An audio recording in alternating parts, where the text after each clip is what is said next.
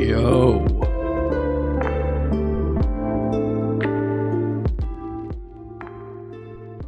What is up? Are you streaming on YouTube anymore? Yeah, I will talk about that. And I just made a post about it. Yeah, one sec. How do I look? Is this light just gonna kill me here? Oh god. That's not too bad. Yo, what's going on? Yeah, I'll talk about that real quick.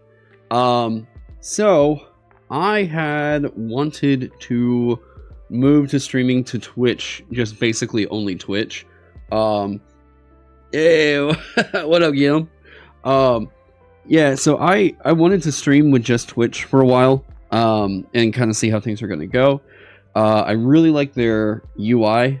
I really like the way that Twitch just kind of like integrates with community building and everything like that. It feels a bit more like the discoverability over there might be possibly better. But I'm gonna keep it a buck. We don't exactly have a vast community of people watching a bunch of TTRPG streams, so like it's just not really like the viewership is really all that much there over there on Twitch. The frustration I was gonna have about like VODs automatically deleting on Twitch. So like if I was gonna bring something up over here and I've got a bunch of international viewers, right? Well, if I had to bring it up over here, that's more work for me to do something that we were already doing in the first place, right? The other part of this that really frustrated me, and this was the thing that pushed me to be like, okay, it's not worth any of the other work or whatever we would do, let's just go back to YouTube, is the fact that I want to run the kind of music I want to run on here, right? I want to be able to do whatever the hell music I want to do. As a result, I don't run ads because I don't want to generate revenue off of that stuff, because I don't want that to be a potential like issue with any kind of a copyright thing or whatever, right? So I don't want to run ads because that's going to create some issues there. Now, that being said, if I was streaming on Twitch, it doesn't matter what I have set. What I found out is Twitch is still running ads on my content, despite the fact that I have everything set to not run ads. And I have no way to deal with that. I have no way to control it. I suspect that might have something to do with maybe the Twitch affiliate program or something like that. And I would have to just like nix that maybe. But I'm even hearing about Twitch just forcing running ads on people's content no matter what. If you're running on Twitch, whatever, like they're just running ads on your content. So I'm like, okay, well, that's super frustrating. It's ruining the live stream experience. I know that whenever I'm watching somebody and suddenly like I just have like a 5-minute ad in the middle of watching a stream, I'm like, I would so much rather just do this anywhere else, right? And one of the other things is, it sounds like a lot of other people prefer that too, because we already have double the people viewing right now compared to what I typically had over there on Twitch, right? I don't think I'm going to keep trying to push for success on Twitch. After having already kind of tested it out, I just think that, like, I don't think it's a great platform for streaming TTRPG content, especially not with what I do, and I prefer to have the interactions like what we have over here. I don't really feel like I need people to be like, oh, yeah, Keck W's in the chat or anything like that, and see animated emotes and all this other crap kind of going by. It's just not really necessary for what we're doing. It's not really the vibe that I kind of wanted to establish. And like every time I kept thinking about like, what is the big deal? What's the big thing I would like to get out of streaming on Twitch? It was the raid function. Constantly, I was like, I want to be able to raid somebody super easy. Like if they're streaming right now, I want to be able to send my audience over there and be like, hey, go check these guys out. We'll do whatever, right? It's really camaraderie building is what I would say. And like YouTube barely has a function that does something similar to that, and it's not that good. So after weighing all the pros and cons, I feel that it was damaging the stream quality to stream on Twitch. And I mean, I guess if the intent is like, yeah, well, people should be subscribing to you so that they don't have the ads, I'm like, fuck that. Things are already getting super expensive. Like, I'm asking people to support the projects I make, not Jeff Bezos, right? Like, I would rather you guys go out and get content to use in your games, not throw money at my channel thinking you're supporting me, but half of it's going over to Amazon. Like, that's not what we're here for, right? So yeah, that's kind of about it. I tried for a while, after really kind of sitting down and figuring out, like, all right, well, maybe I was only going to do one or the other, or maybe I was going to multi-stream. The reason I don't want to multi-stream anymore, Restream.io is getting expensive. It seems like vastly more people prefer to have my content here on YouTube. It's a lot easier for me to do this here on YouTube. The VOD goes up automatically, and like, people aren't having to hunt me down to go figure out where to find me, right? Twitch is really good for like a dashboard for streaming. Like, being able to just be like, okay, we're live right now. Oh, okay, well, we're over here on the Twitch front, or my Twitch channel. That's where people can find me. And they're not like getting pings and notifications about that. Very cool, right? YouTube can redirect that live stream viewers to a video, right? That's what I'm going to start doing. I'm just like, I'm going to start directing people to go over and maybe check out like a recent video or something like that. But yeah, it also means your streams are on the same content or platform as your other content. That too. I agree. There is a lot of really big perks to it that I wanted to try something different for a second. And I just don't think that Twitch is really the kind of thing that suits me well, right? I don't need to change my content for the platform. I need to find the right platform for my content, you know? What is this? What is this? Yeah, I don't know. Welcome. Twitch mobile sucks ass when it comes to stream stability. I haven't really screwed with that at all. So yeah. But what I wanted to do today. Can I redirect to the videos of other channels? Yeah, but I'm gonna be real. Like, if it's only gonna be like 10 viewers, it doesn't feel like it's worth my time, right? Like, if there's a video that I wanted to recommend that people go check out, I might do that, you know, but like, you know, I just don't know that it's always worth it in the end, you know? See, like, Hisky just typed, like, the YouTube emote right there, and it doesn't show up properly in the chat over here. I've tried to figure out how to fix that. But, actually... Wait a minute. That's got me curious now. Wait a second.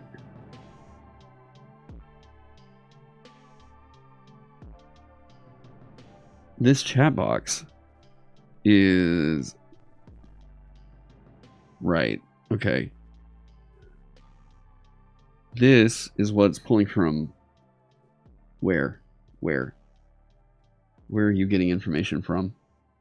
You're mostly pulling like like it would be Twitch. Yeah, I would like that to work really easily to where it would always pull from the YouTube, like the YouTube link I am streaming to.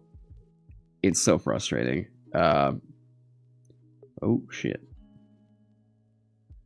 There we go. Okay, cool.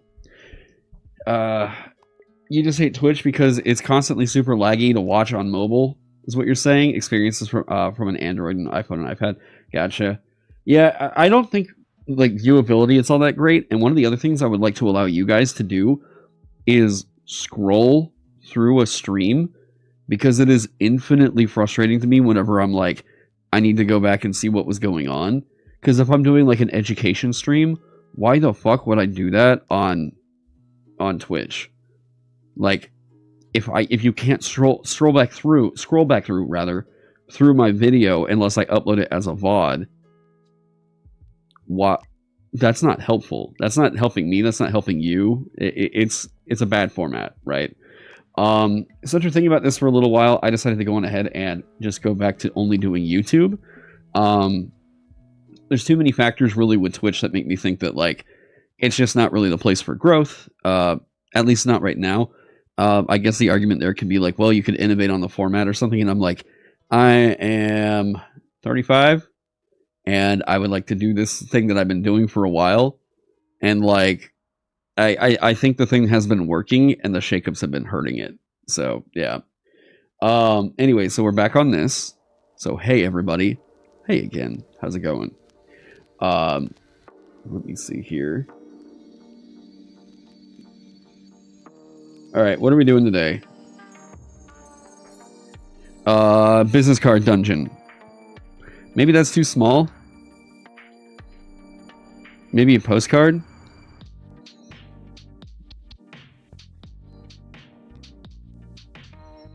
I think doing a postcard dungeon is going to be a little bit more fun for today. Let me see. There we go. Let me get another window up. Postcard size.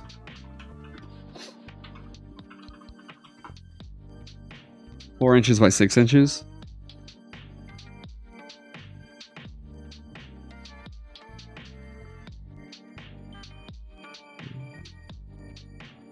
There we go.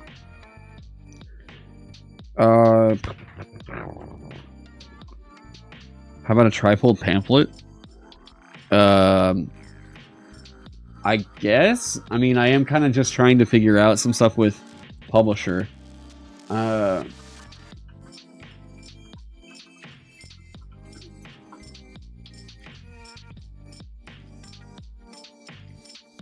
Is that just like a letter size that they fold in?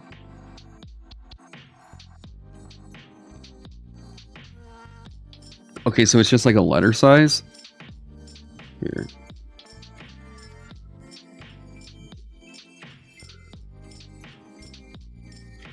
Okay, so pages.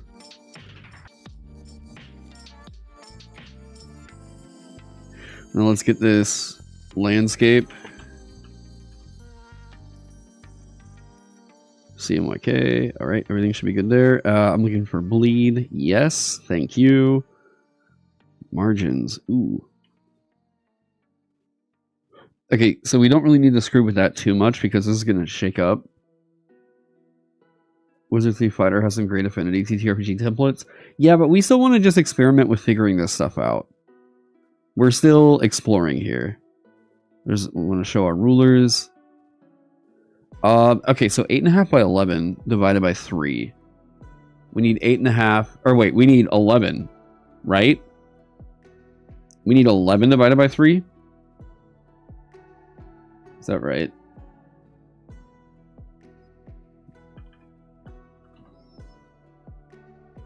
Fun.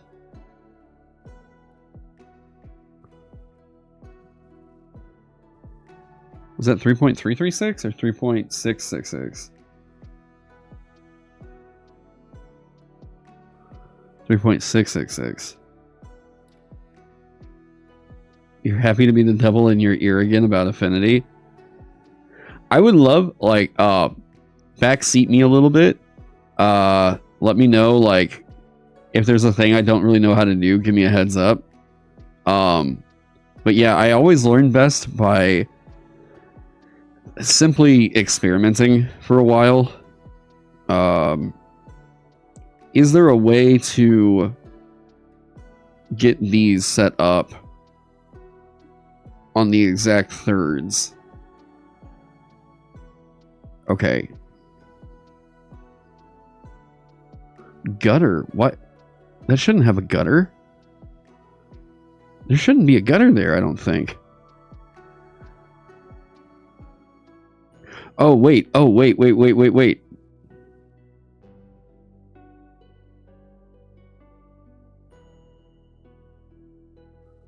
What? Okay, hang on.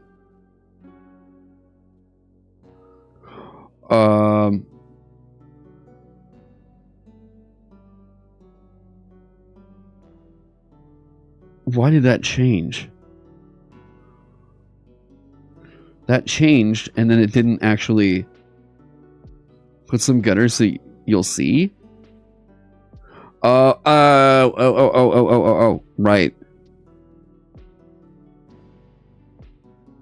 Derp. Okay, I was thinking of the wrong thing. Yeah, that's perfect. That's exactly what we want. Outline. Yes.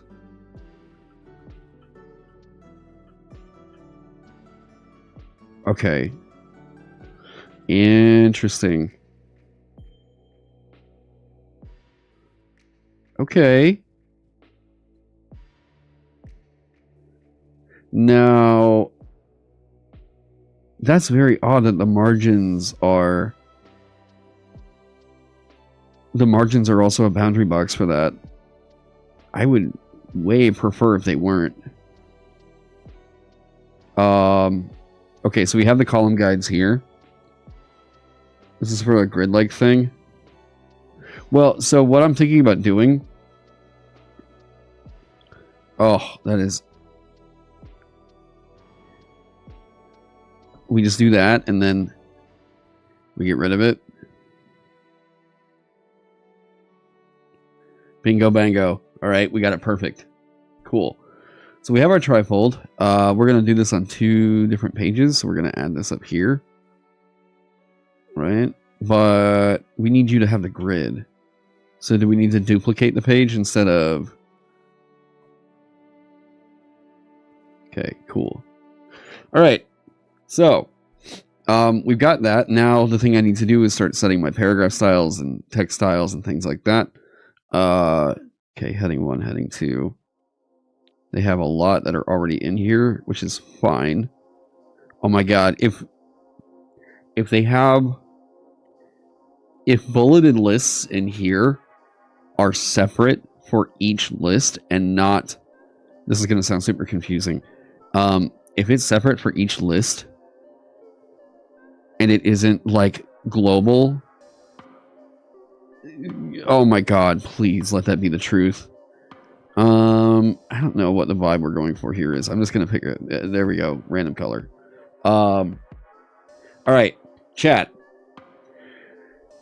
what's the location here for this? I'm gonna veto some that I already know are gonna be really cliche. We don't want ruins, we don't want a cave, we don't want a laboratory, we don't want a tower. The hamburger menu lets you delete some unused styles. Ooh, that's nice. That's huge. This is the last room, sadly. What are we up to? Oh, we're making things. How dare you miss a stream? Do we have a Pathfinder tool in here? Move back 1.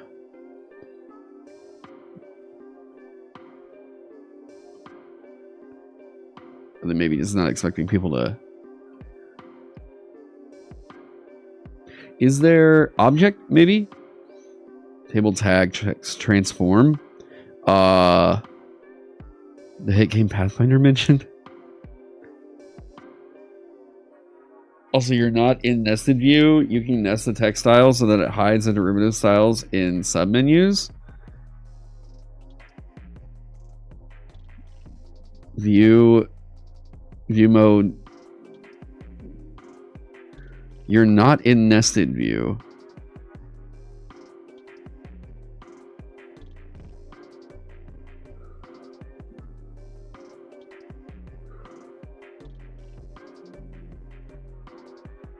Eh? Am I down to do something like Spelljammer? Show hierarchical. Oh,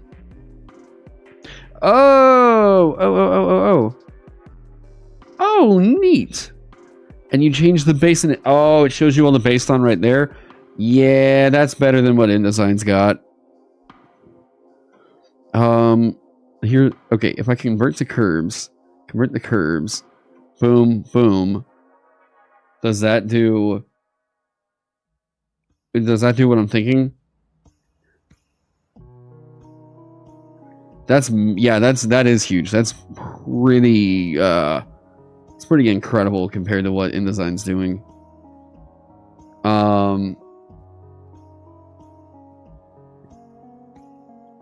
Transform. Maybe it doesn't actually have a constraints. I don't know what that is. Hisky, can I not do like remove? You know what I mean? If you need better vector tools, you can pull up designer toolbars from the top left. So right here. Shut your fucking mouth. Excuse me, what?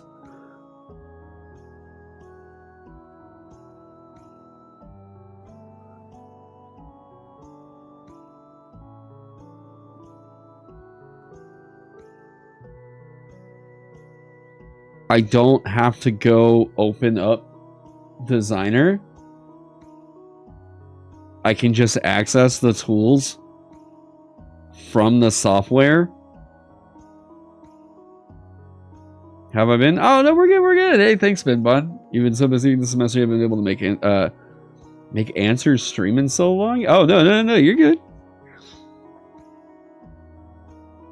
That's the best part about Affinity. Holy shit, that's strong. Most of the whole suite is accessible from publisher. Holy fuck.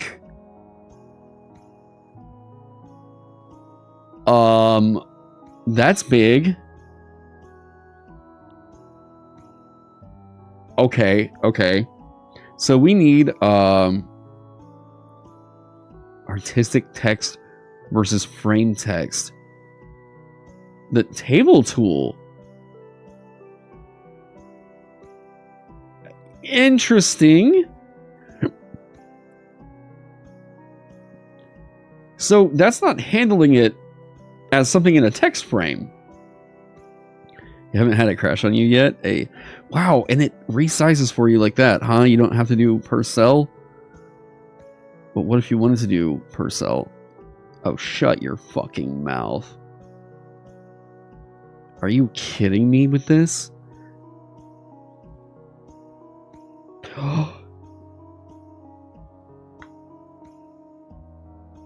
You can sort?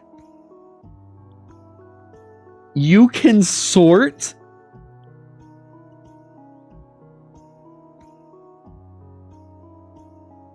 Guys, okay. If you haven't used InDesign, if you haven't used InDesign, you don't know how big of a deal this is. That is fucking crazy. You can sort in InDesign, or you can sort here in Publisher. You can also open between full apps from the file menu, and it's really fast. That's crazy. You don't get all the tools? Yeah, I mean, if I can just get, like, the Pathfinder from it, sick. Fair warning about tables. Copy pasting data into tables is kind of rough, and I tend to have LibreOffice Calc as a between for pasting text. Yeah, it's not good in InDesign either. I figured out how it thinks about that, and I've figured out some workarounds, but yeah.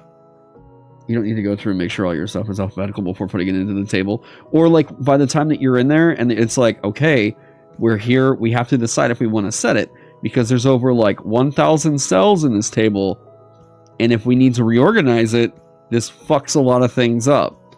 So, we need to settle this beforehand, because InDesign just doesn't know what the hell it wants to do, right? That's very cool. That's very, very cool. Okay. So we were talking about adventure concepts here. I don't know what it would be. I didn't really get into this with a thought about, like, what we would be doing today. I was just like, all right, dungeon. And then we're just going to have chat basically tell me what we're doing. All right. So adventure time? Yes. So what I need is, I'm trying to figure out, like, a location. Here, let's see this. Weirdness. I like figuring out something that just, it's odd about it. Maybe situation, factions. Okay, cool. So we'll start off with this location. Just something odd about that location. what's happening there, and then the factions. Let's start out. What do we got? What is our weird location? And there's a couple I'm going to veto because we have too many of those. What do we got?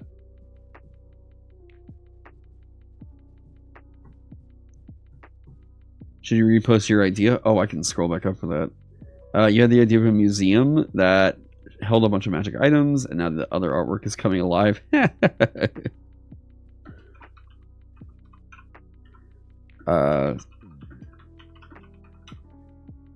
Okay, so there's an idea.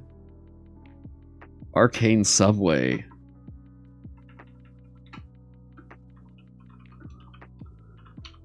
Okay.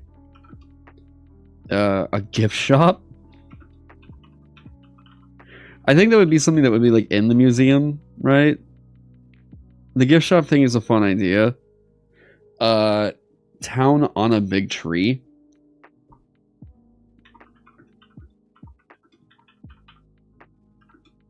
I'm leaning towards, like, we have something weird with the subway. And what's really fun is, because we're working with Affinity, Hinakata actually has a method for making, like, city maps and subway maps that, like, could make for a fun idea there.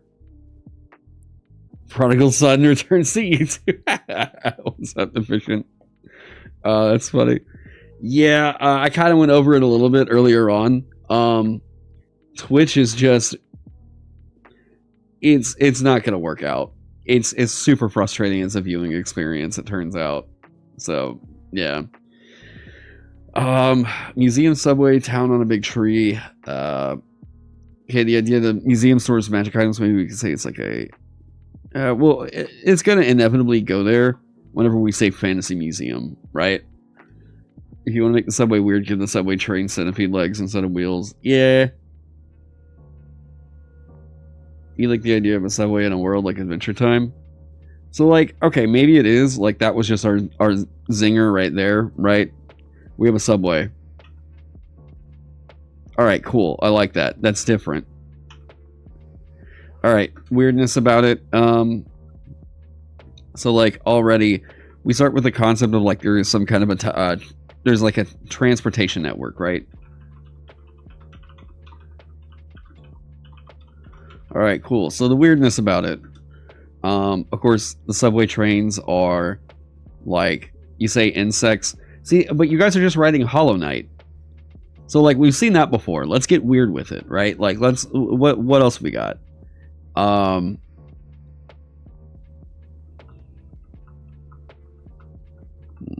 cat bus from Totoro.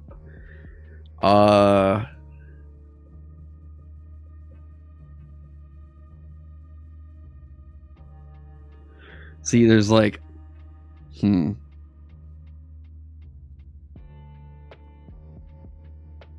got to be something cool here. A duck train.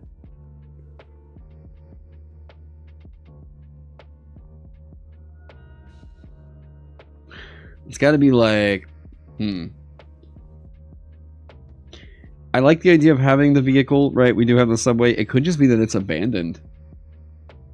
So, like, we have the abandoned network, right? Weirdness.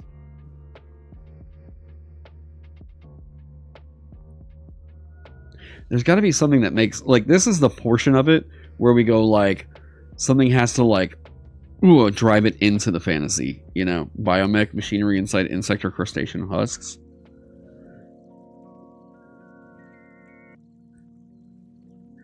Like,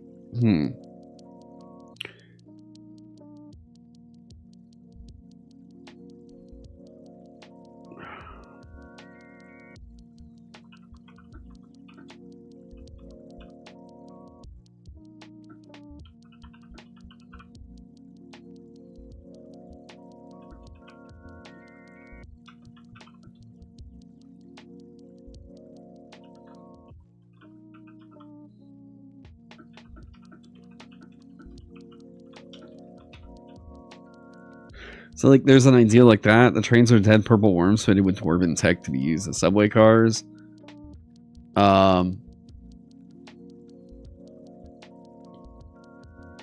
Something like that.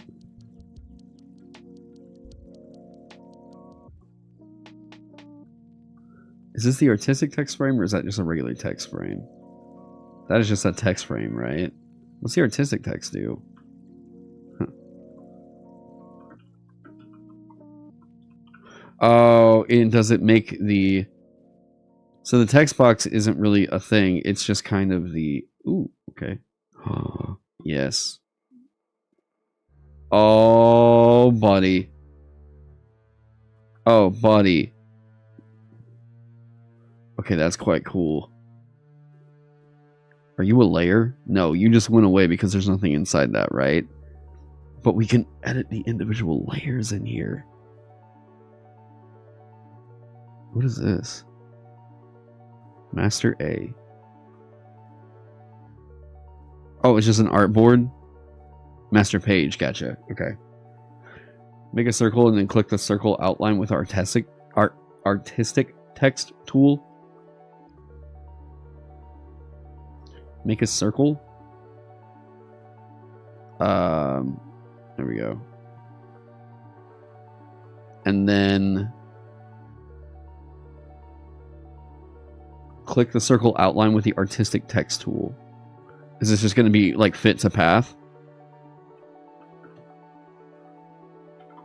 Well, that didn't work.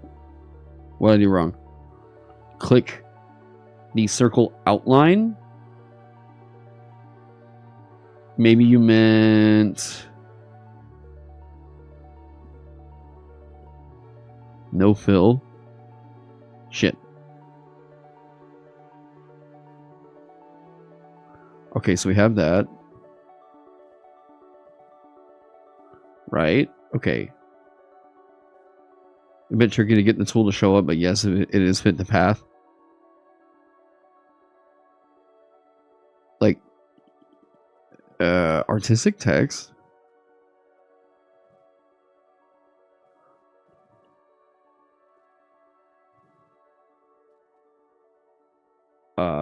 Might be a regular text box tool.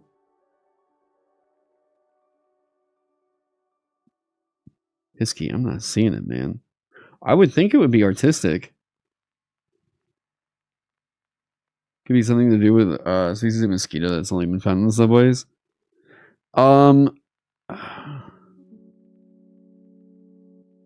Snap the grid. Snap the baseline grid. Snap the shape key points. I like that. Object geometry, yes. Pixel selection bounds, no, we're not going to worry about that. Baseline grid, thank you. Text wrap settings, it's not there. Typography. For text running outside a shape or above a line, click the cursor. Okay, wait. Click the cursor outside the object's outline. The cursor will change to indicate the path text will be created. Oh, you have to have the object selected to do that.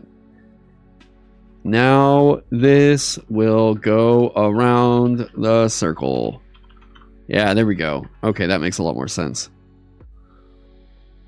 All right, that's neat. Yeah, that's neat. We like that. I don't think I'm necessarily going to use it sometime very, very soon, but it is cool that that is there.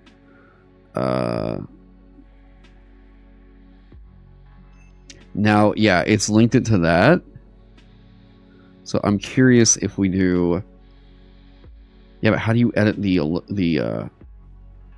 ellipse? You... Baseline, no, that's editing the actual text. Okay, I'll have to figure that out later. That's very, very cool. Take some inspiration from Mystery Flush Pit National Park. It's Sunday through a sleeping elder god's body. You're riding the Paris. Yeah, but like, God, I feel like we get so many of those. You know, I'm trying to think of something weird here. Not like, oh, okay, well, this is a thing that like, yeah, someone else did something similar to that, right? I'm trying to think of like, we gotta get out there weird with it. I like this idea. This may just mostly be because like I was thinking about the Vagabond Gaslight stuff. So like that's kind of resonating with me.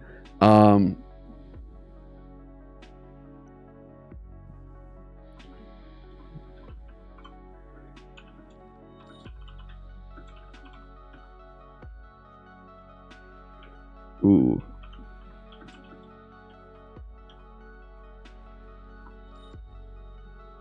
Wait, Ghost Train Network. Wait, you literally, I was typing this and then you sent that.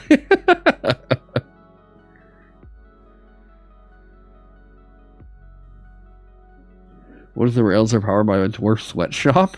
What?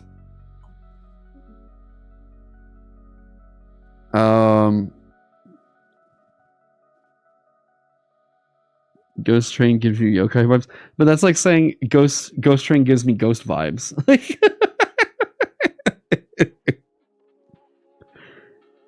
Alright, well if we're gonna go ghost here. Give me corpse light, yes. Why didn't you change? You did, you just changed the wrong thing. Well, the right thing, I just didn't select it, yeah. True, yeah.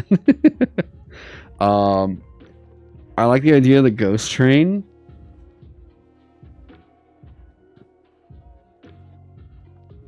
Ooh.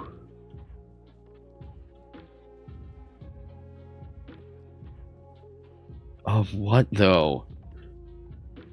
So it could just be we're like, no, it's actually just a train, and I'm like, oh, oh, what? Like in the fantasy world, right? Okay, so then what? Like, you could say like it's the ghost of a purple worm, but like we do a lot of that with tunnels and everything. How about the train regains consciousness? Regains consciousness.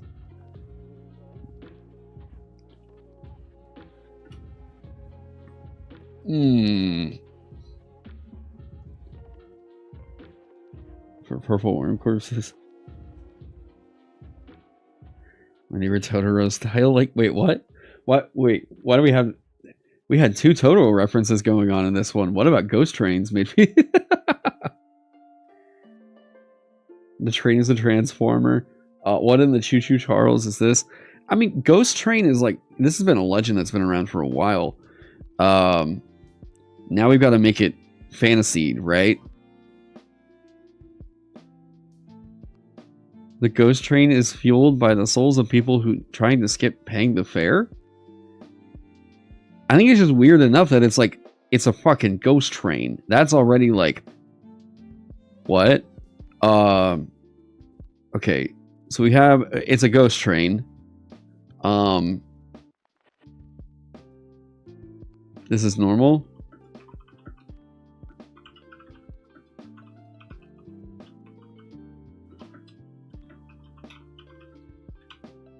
Yeah, this is normal. At least everyone...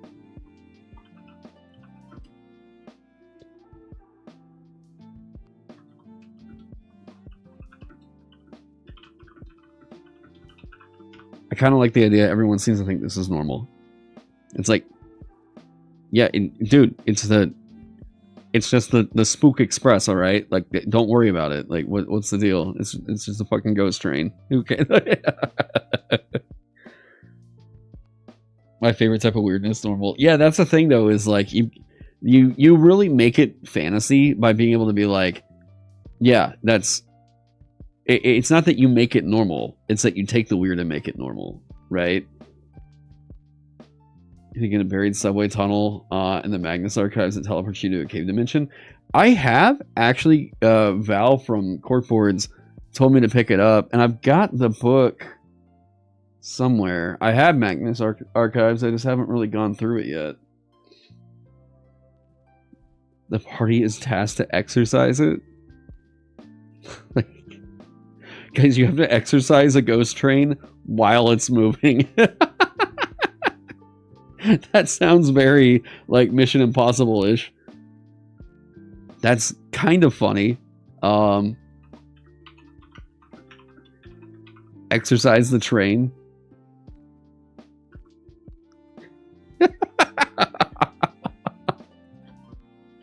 Okay. What's going to be cool is because this is a trifold, it's going to feel like a subway map.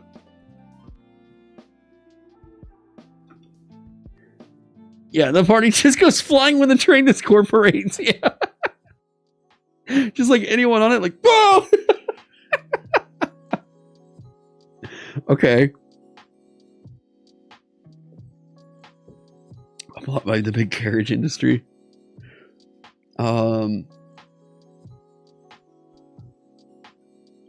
Okay, so we also need to have like the factions, and the factions need to have some kind of a desire. Need to have some type of contrasting desire revolving around the situation. Okay, boom. Yeah, I'm late for work because some random guy deleted my train. Yeah. Yeah, so many people rely on this thing to get to work. That's the thing. So like we're saying like, okay, the idea is maybe this is efficient, but like at what cost maybe?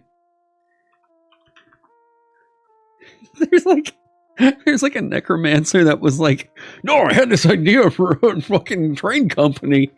And like I just went to a graveyard, put a bunch of bones in a pile, and you know, sacrificed a chicken over it, and we had a fucking train. The train is psychopomp? I have no idea. The ticket is your soul, just like in real life. See, here's a weird thing. I live in Oklahoma, right? As a result, I mean, that's already a weird enough thing. As a result, though, I have never ridden a subway. Never. I've never been on a subway. I've stepped onto a train. I've never ridden a train. To a lot of people that are in like Europe, this is like mind-blowing. Super intelligent rats trying to swindle food from the train riders. I like the idea of like rats. You recommend getting lost in the Helsinki subway? It's a straight line. Wait, really? The Helsinki subway is just a straight line?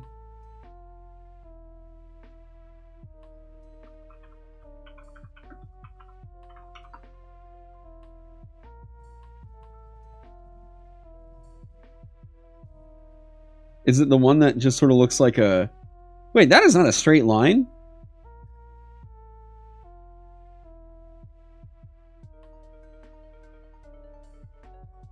Yeah.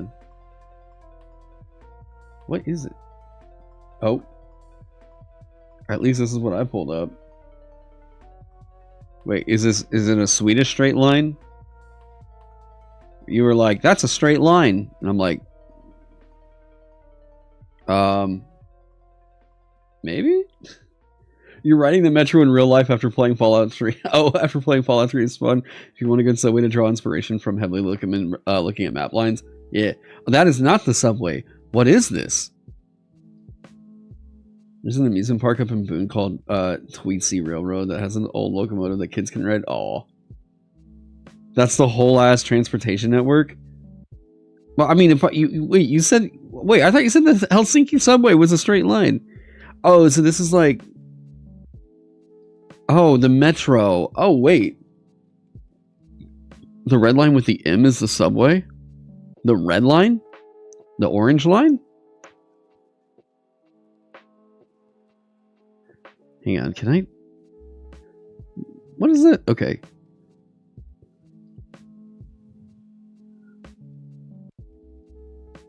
Trunk buses? Pika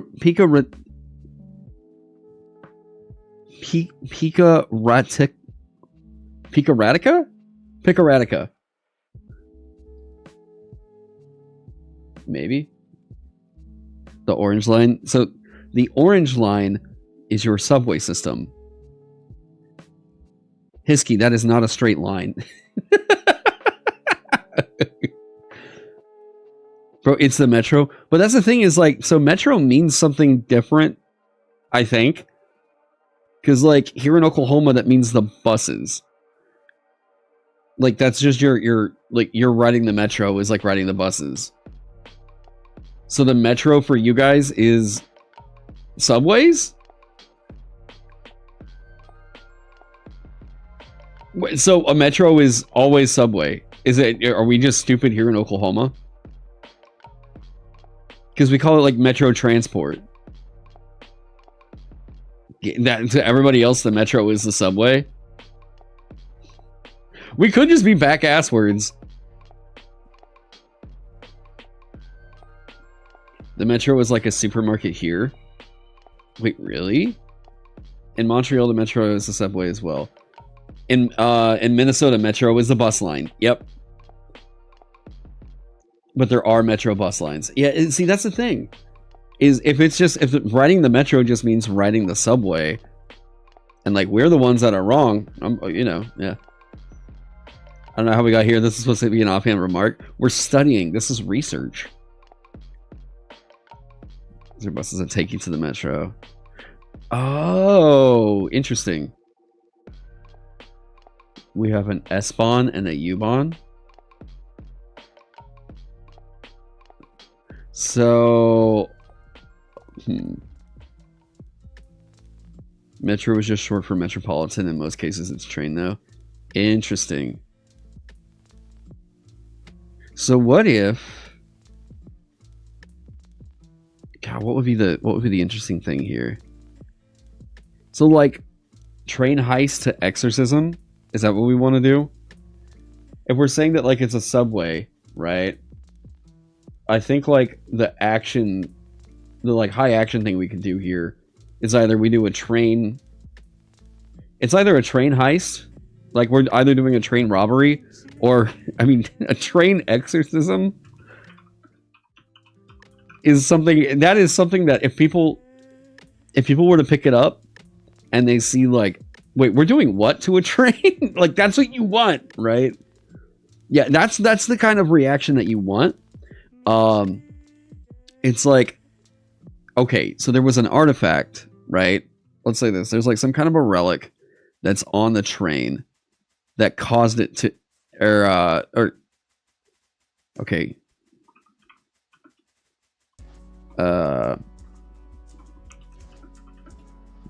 Ghost train to manifest. Okay, heroes will need to chase it down, get on board, and exercise the train.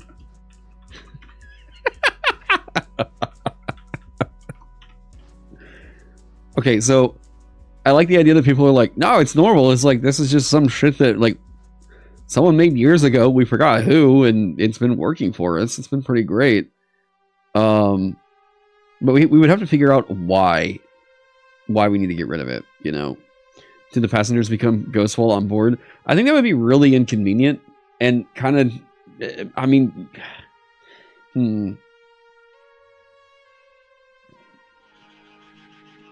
Washington, D.C. Metro is what you were referencing. Ah, I gotcha. What if the train itself is ideologically evil after absorbing the energy of its occupants for years? It's like, dude, it's actually soul-sucking to get on the subway. Is that what we say?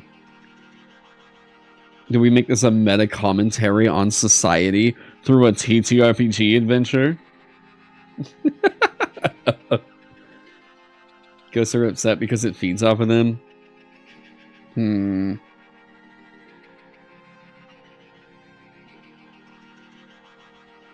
Ghosts are the ones giving the quest.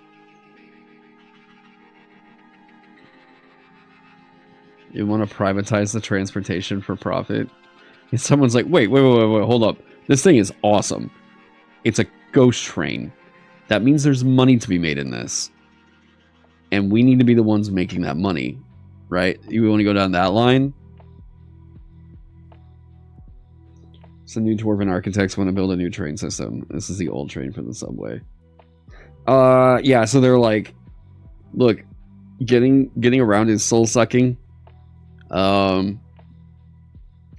We want to get to a point where we don't have to deal with this train anymore, I guess.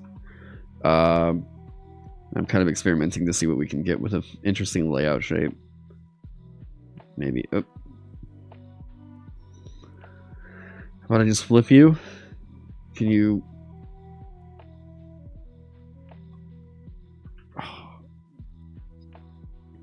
180. 180.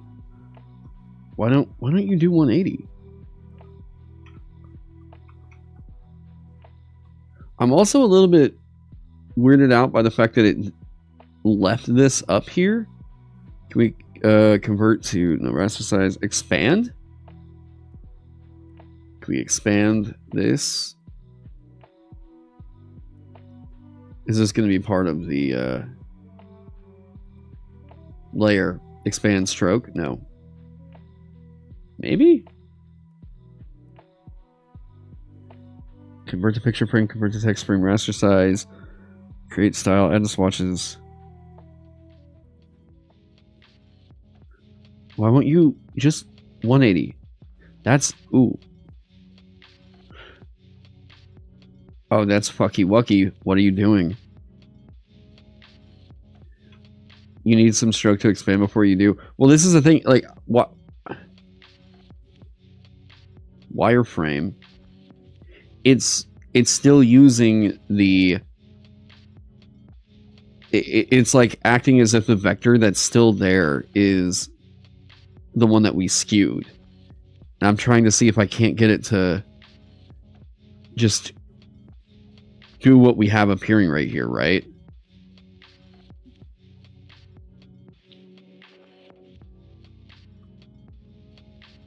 Synchronize defaults from selection.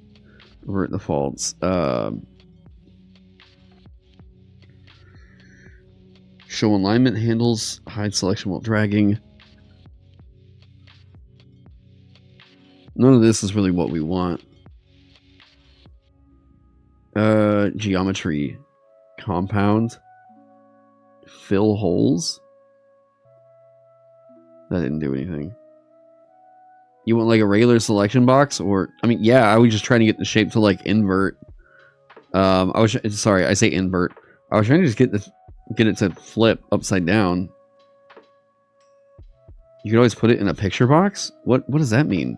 Convert to picture frame? That converted the shape skewed into a picture frame. Convert to text frame? That's not what we want. The blue flip pulls at the top right. Rotate counterclockwise. Okay, so that does what we want. Alright, can we convert to curves? Oh! Bingo bango. No, that's not right. It's still doing it. Okay, whatever. I thought we might be able to get some interesting kind of shape out of this. I will say one of the coolest parts about this is the fact that whenever you do copy paste, it stays in place. Thank Christ, man.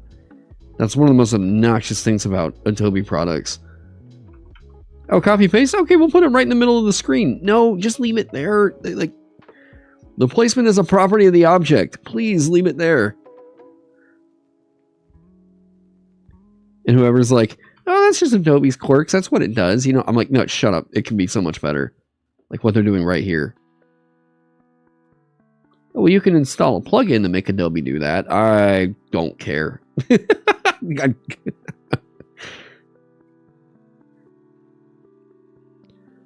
just kind of toying with a design in here. The fact that the Illustrator style toys are in your layout program, that is so good.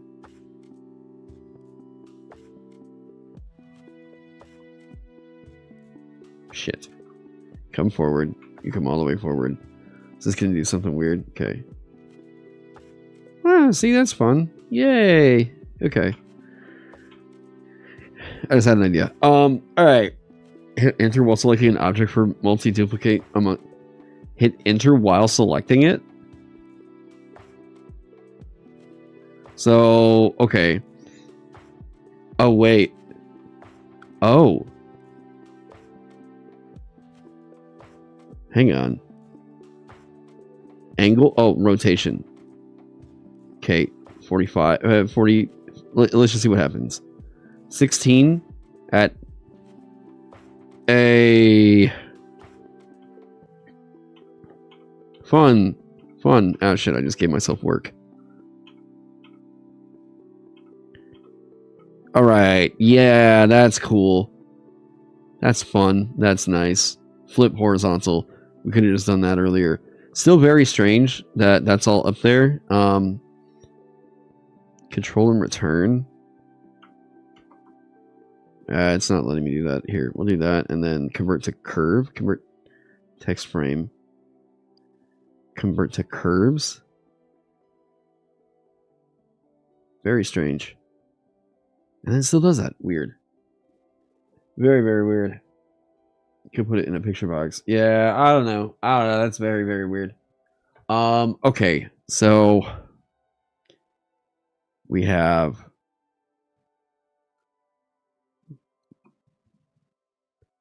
not sure what you're looking for. Don't worry about it. We're good. We're fine. The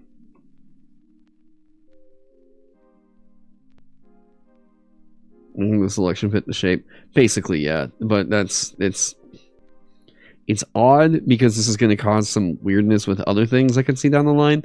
But then again, I can just... That's not really the most important thing in the world to me. I might just delete it just so I'm not thinking about it. Now, okay. So we have a very, very weird concept. Factions. We got the rats. Let me see here. Oh, wait. We're still in it. Yes. Rats. They walk at night. They stalk at night. They're the rats. Okay, so we got the rats. I don't know what they're gonna do in here, but we have them. Okay.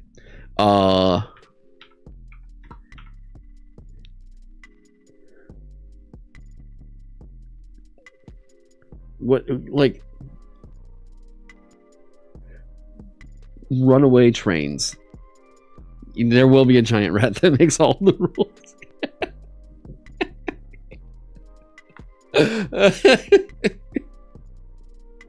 That is my favorite stupid Germa bit I've ever.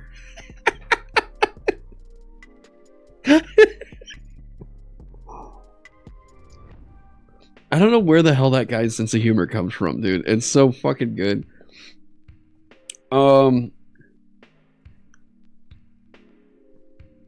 Yeah, and like, why is that funny? I don't get why that bit is so fucking funny. The rats want the relic to make a ghost rat army to take out those uppity humans. I think, all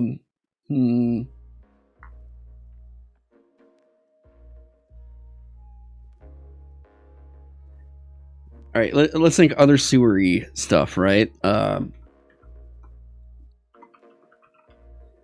Okay, buskers.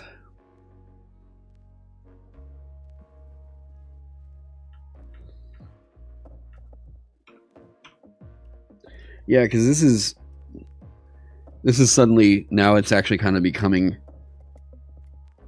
we're getting a bit of the life out of it here.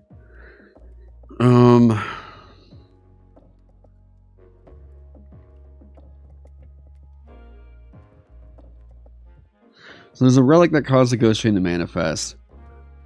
In order for the party to do this, they're going to have to get on the train.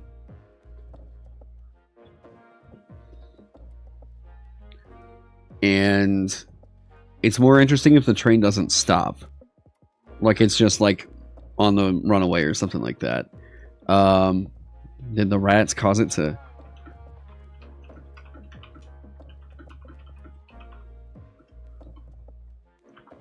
Sewer valve that creates a portal when turned.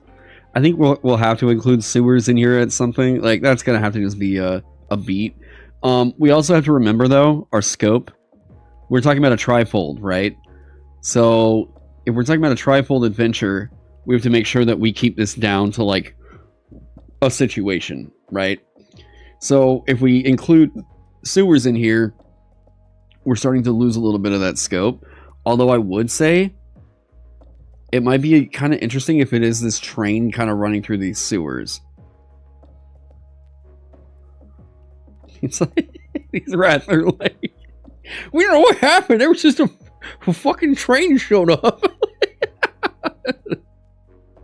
Can you imagine, like, just being in a city and then, like, going to the bathroom and there's just... Why say going to the bathroom? No, how would this work out? I mean, you're just, like, sitting on a toilet hearing a train going on underneath. I guess it's not that weird, but, like... Nah, this is weird.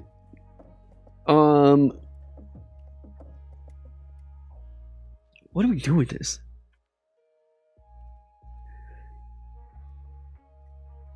Who makes all the rules?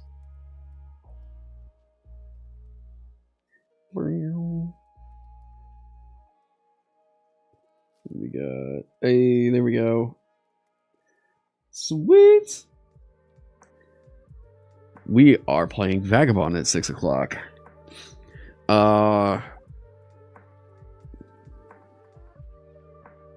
Yeah, maybe it's the rats who are they're the exercise. Well, that's the thing, is like the rats might just be like, hey, we don't really care what you do, you just gotta get rid of the train.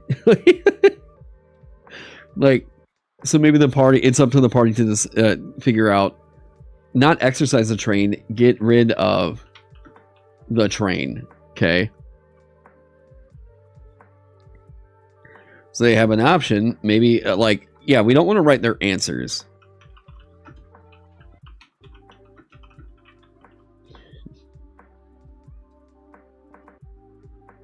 Okay, chase it down, get on board, and exercise it. Okay, we're just gonna say and deal with it. It is a ghost, so it could be exercised. This is also another portion where, like, I think if you're coming here from like a lot of 5e kind of perspective, you might feel like, oh god, how are they gonna do this? Where does it say whatever? In all reality, it's like just whatever they can think of. We're just trying to make an interesting enough dilemma or like a situation that's going to make people go like, ooh, I want to figure this out. Make the players decide to exercise it and ruin the local job market. I mean, I don't necessarily know about that, because it sounds like this is going to be like, this is on the run, right?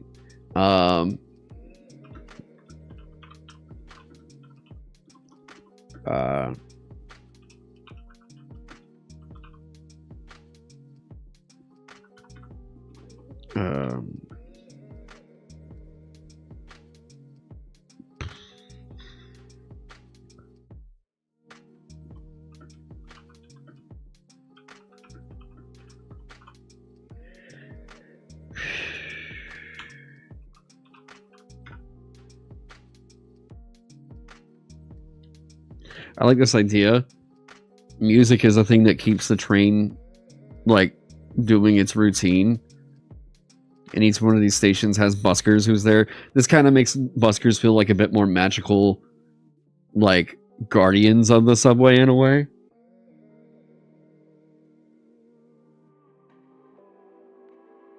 So, like, there's an interesting little faction. And, like, what would they want? It's like, man, we thought life was pretty chill. It didn't suck souls out of people until the rats came along. Now the rats are like, no, it's made life hard for everyone. Get rid of the train. We don't like the noise. We really don't like it in our sewers. The mole people have a say in where the train goes, though. I mean, if it's like predictable, like that's the interesting thing, is like the buskers have a song that like kind of directs where the train is supposed to go, maybe.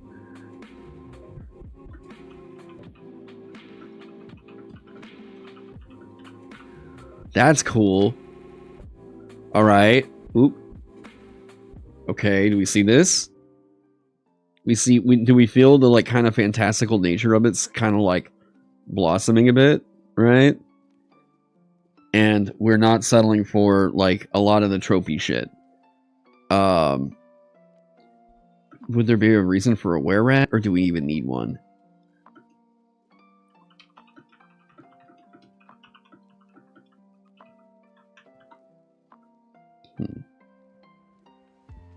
The train needs to have some guy on the brink like Otto in The Simpsons. Some guy at the front who's just like, no, stop this thing! The buskers should be goth. I guess.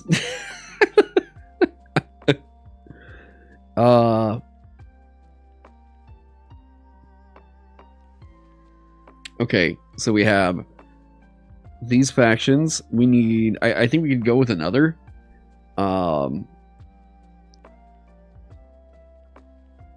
So I think the interesting idea is that this is going to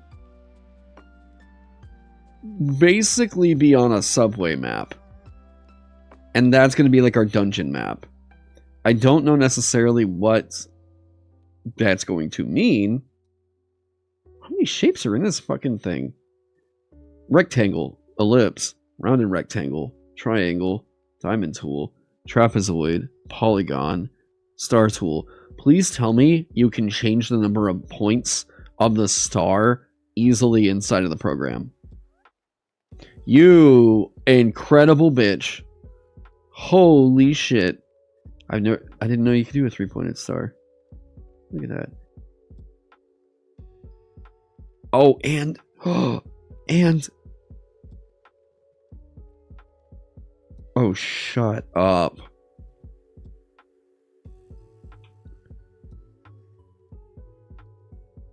Double star? Oh. Okay. What are you? That's a shape I did not know existed. What? Oh, that's kind of cool.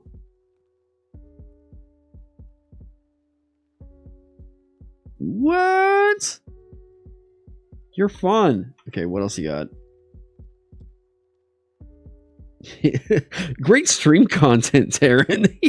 Fucking. Okay, an asterisk thing. Neat. I like that. What do we got? Arrow tool. Donut tool. Hole radius 50%. So it's, I mean, instead of making the stroke and having to expand the stroke, it's just giving you the donut content. Yeah. Hey, how's it going, Ardu? That is useful? Yeah, it's cute. Pie tool.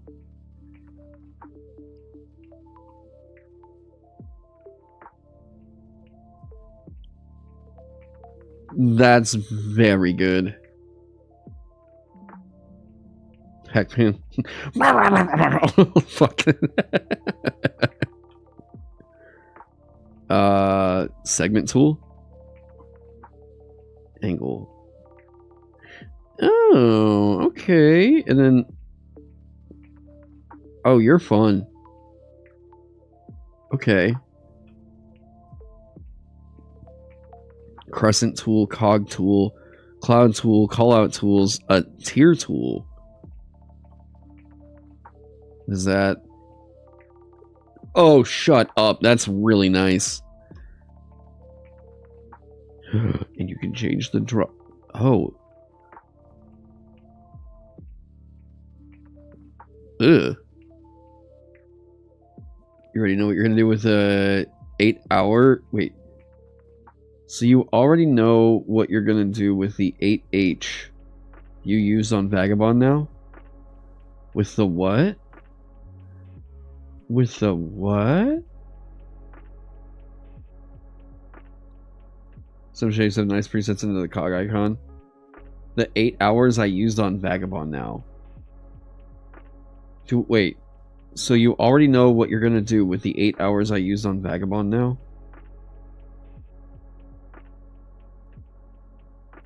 What? What? I'm super confused. You posted about it on Blue Sky, I guess, yesterday.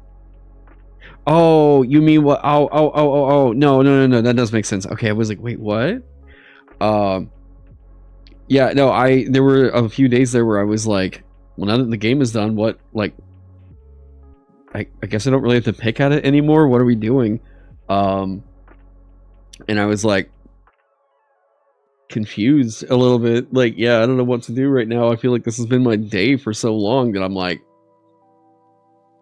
well, I guess we just write shit for it then. Yeah, and with the way that things are going with, like, Zine Quest, I mean, I'm sure that, like, Rook and the Crook doing super well for Zine Quest was, like, I mean, it's Zine Quest, you know.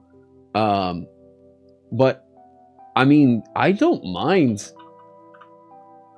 like, shit, if I have a zine idea every other month, and I'm just like, alright, if you guys like the idea, go check it out.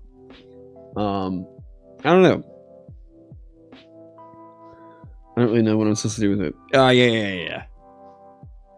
So I guess this. Yeah. Subway map. Let's see here.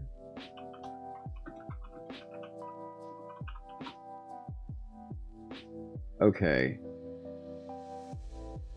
London Underground. Ooh, that's a fucking cool.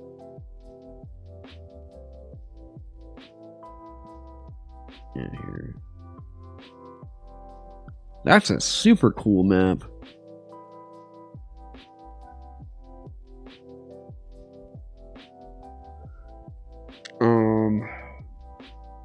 Zine with a train needs to be a page of tickets for handouts. Yeah, see, I could easily see doing something like this. And they're like different points. But that's if we do the subway thing, right?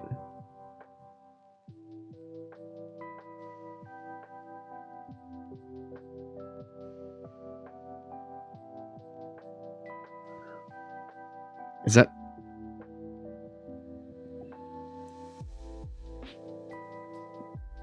I don't know what that is. Okay.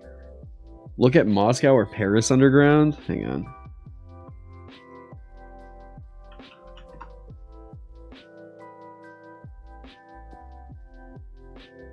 This is Paris' subway system.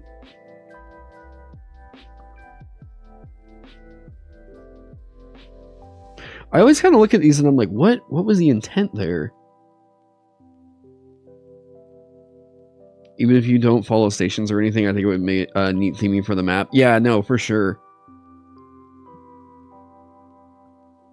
So you get on right here. I'm also just, because I've never lived in a place that had a subway, I'm also just looking at this, like, very confused how it all works. It's only, like, from one station and it goes back to the other, right? Or, like, do they go around this whole system? Because, like, I don't know what's happening here. I said, what was the other one? Moscow? Oh.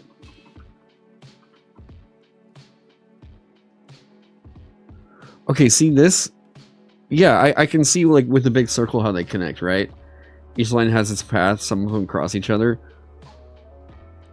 It's just an underground train. Well, yeah, but, like, I don't know what, like... Don't overthink it. I don't think I'm overthinking it. I'm just like, I don't know how it works. Like, it's an underground train, so, like, does, like, the red one go into the orange? Or is it just, like, one's riding that same one line the entire way down? Summer circle lines, London, Berlin, some go back and forth. Yeah, like, this seems really efficient. But I mean, then again, I just opened it up and it had a circle and there were lines on it. So yeah, they do their own path till the end. So all the colors are separate. Ah, interesting. But some of them overlap, so you can get off at one and get onto another one, and that can take you somewhere else in the city. Yeah, okay, okay. See, my only exposure with subways was I played a lot of Sim City, and you could basically tell from the way that I drew subway trains or subway lines. I had no fucking clue what I was doing. I was like, well, they just need to follow the roads, right? And so, like, I'd build some cities that are just like a big grid of nothing but subway trains. And I'm like, oh, it seems like people like that. And it was like super expensive in the game. Yeah. You gotta play Mini Metro now?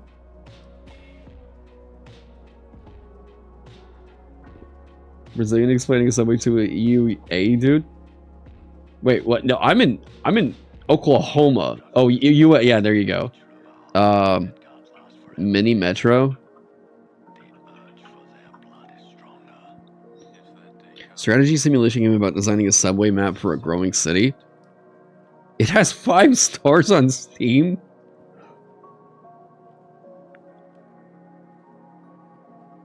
EUA is how you say USA here in Brazil. Ah, gotcha. Yeah, because you guys are fake American. Honestly, just someone save us, please.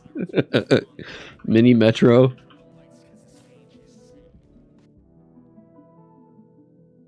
Okay, let's see what this is about.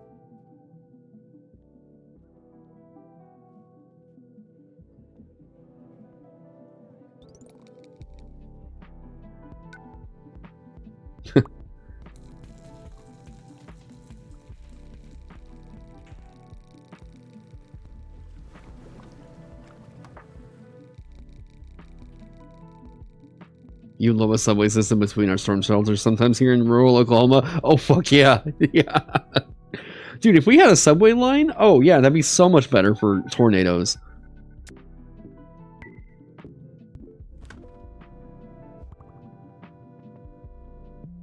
So you...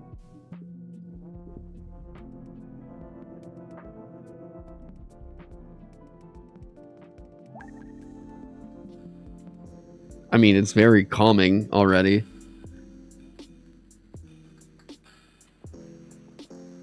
But it was just the trailer that moves the people throughout the city.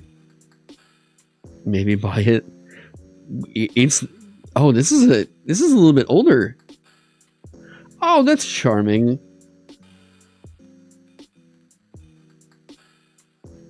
Okay. That's cool. Okay. Manchester Metro Link 2040 map. All right, now we're just looking at subways. Manchester Metro Link.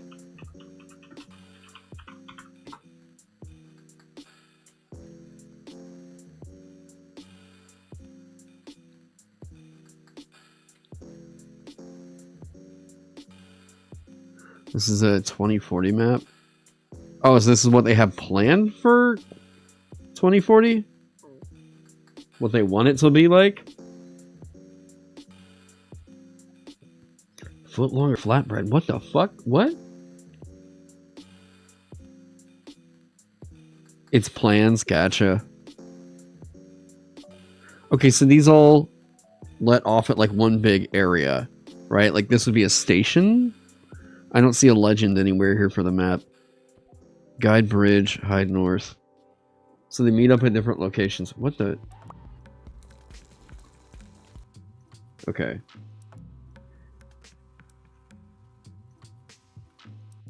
There's a Subway just sells 15 centimeter and 30 centimeter bread.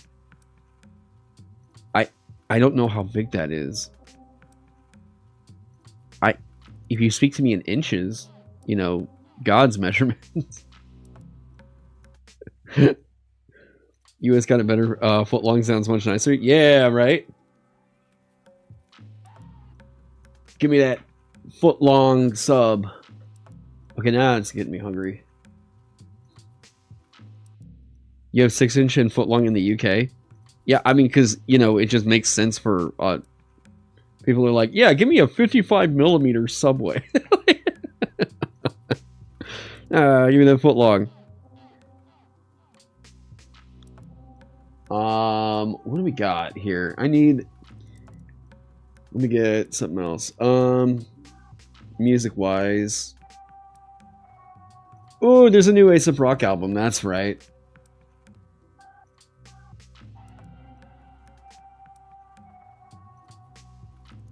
Where are we at? Yeah, there we go. Wait, what? Did he drop something else?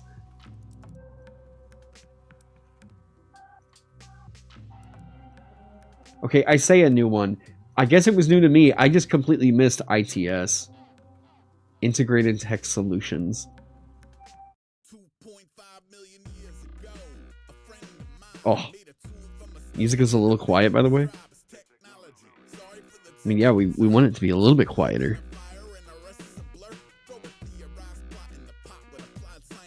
Inches are God's measurements. Sounds like the start of a dick joke. It is. I'm just playing the long game on it.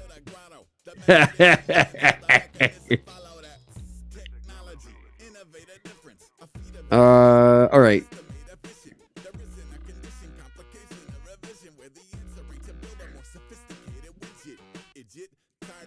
Did we just go Futura?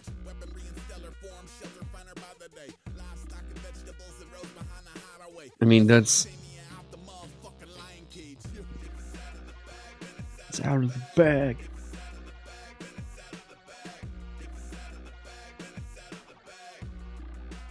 Now that is a powerful cat. Okay, how do you easily change the kerning? Is that not like right here? Gutter width.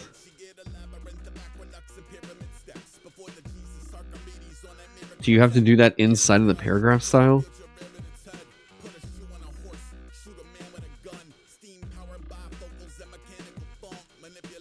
Paragraph? Okay, okay. There's indents, justification. There we go. That's word spacing. Letter spacing. Okay. Is there anywhere I can actually change this, though?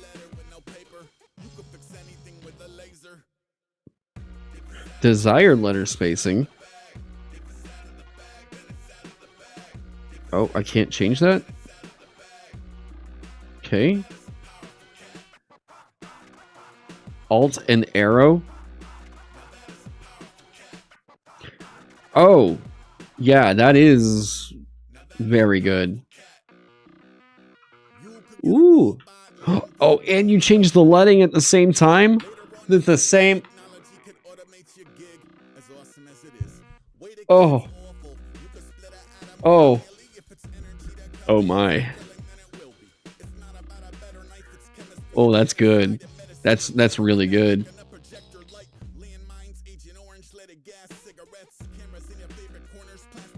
That's very good.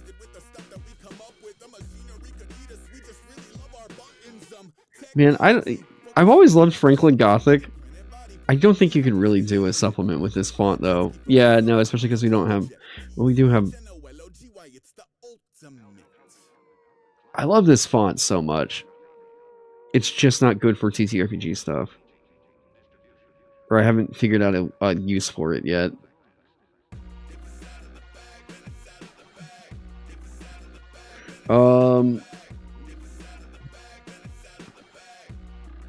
Is anything striking me here? The blue font in the top. Oh wait, the blue button at the top middle is baseline grid. Oh yeah. I feel like I barely fuck around with that.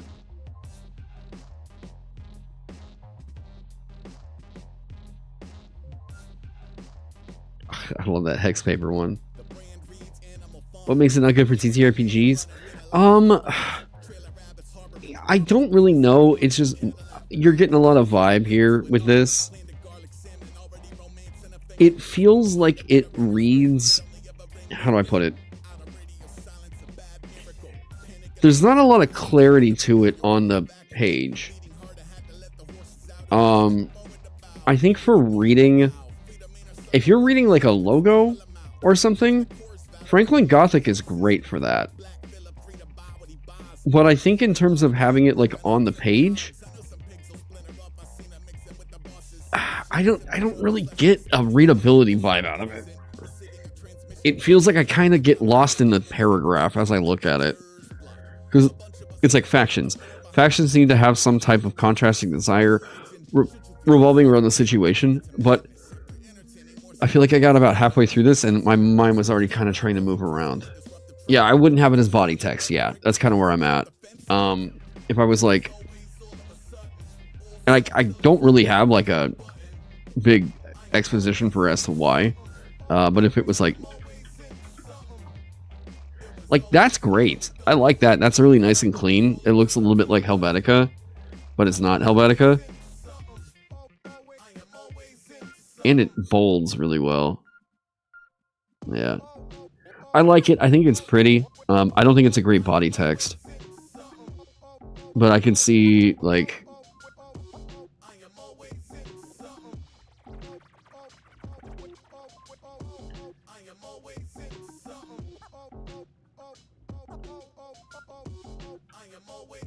Oh wait, here, we have something cool. That is very nice.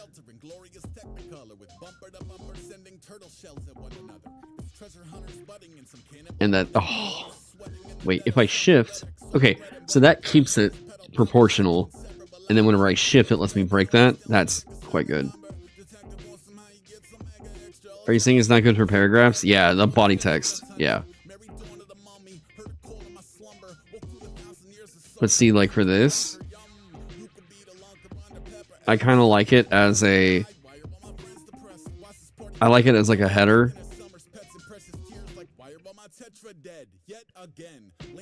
It's nothing incredible, but it's just sort of a nice, big, bold font. Sans serif, you know? I think it's nice for the callouts like that. A quick, like, okay, here, and then there's the details under here or something. But it's not really the kind of thing that I would put a lot of body text into. I do like it as a font, though. And also, if we're trying to stick with fantasy, it's not really super great for that, but yeah. Hey, what up, Delver? Okay, so we have our concept. We have a concept. We can get it worked out with a bunch of different factions. It'd be very, very funny if we could do this. Wait, do you have the font? You have the... Ooh. Oh, Hinakoto. You dropped this at the right time.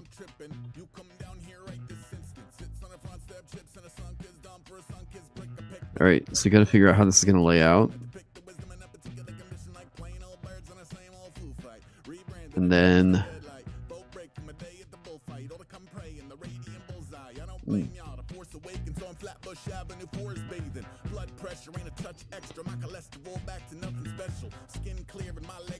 Okay. So if I remember right, Hinakoto just said like do random shit with it. Hold shift down just to... The fact that I don't have to open up Illustrator for this is so good.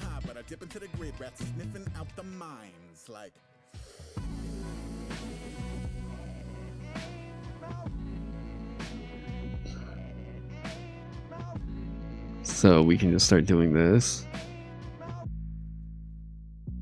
The cut map thing, yeah. Once somebody said Subway, I was like, you can... Hinakoto came up with a really good... Hinakoto's the person who made Miru, by the way, and the human-made logo that you guys see in the Vagabond supplements. Hinakoto has a really incredible... I guess just style when it comes to graphic design. Go follow them over on social media if you want to see the way that Hinakoto's doing, or really what I would say like the person who works 99% of the time in Affinity. Hinakoto's finding all kinds of new techniques and everything to use for this program. Yeah, and this was huge on Blue Sky. Yeah, because Hinakoto basically.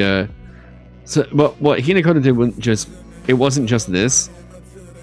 They like made a blob, and I think it was the blob that made everybody go like, "Oh, this is sick." It's like it's just some big blob, right? There we go. About that.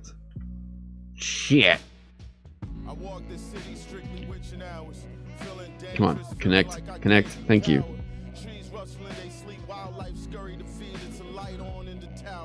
You go to the back.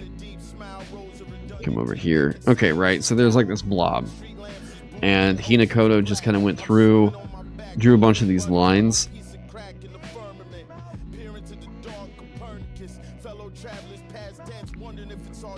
Let me get back to this. Right. We'll do this. Shit.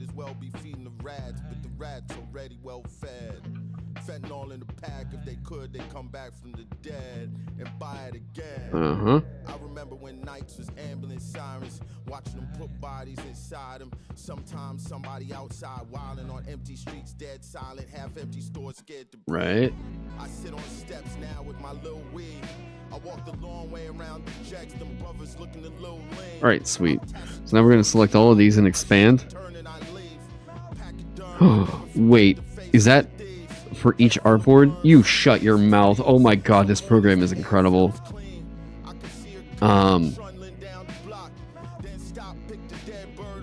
Yeah, the fact that it doesn't just give you, hey, here's everything, every layer in the entire document. No, it's only the ones for the artboard you're looking at over here. Fucking yes, thank you. That's what I mean by like, this feels like this was actually designed by graphic designers, not some dudes that just remaking the same program a million times. Okay.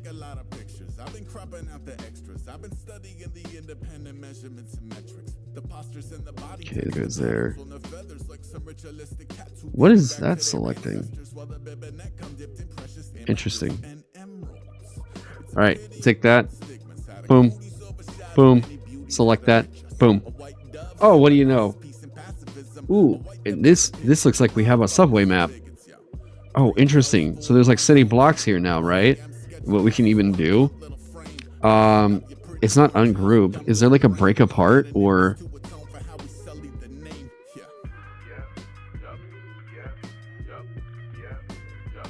It's not divide. I'm trying to get these to all be separate vectors. Can I... Oh wait, don't lock it. Expand?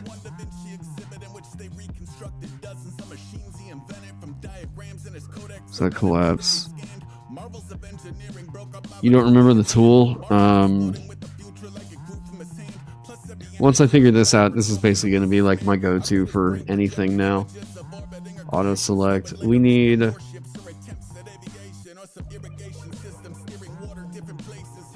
Convert to... Okay, it's not raster size. It's not expand stroke. You can use a vector fill tool to fill them all in individually. Yeah, but I still would really like to know... Like... The vector fill tool, by the way, is quite cool. Here we go. I would just really like to know this for my own purposes later on. We're gonna have to get Affinity to come to like one of the TTRPG conventions. They need a booth.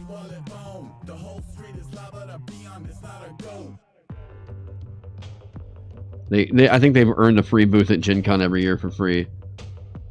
For everything they do for this fucking industry. Are you kidding me? Just trying to see if that's smoothed out. Okay, so I can use the vector fill tool. Well, vector flood tool. And that does it piece by piece. So it's like if you wanted to have like, here's this district over here. And then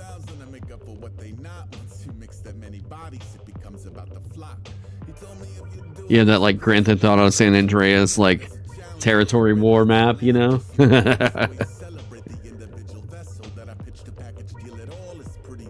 It's called the shape builder tool? The shape builder tool. The gradient tool. Contour tool.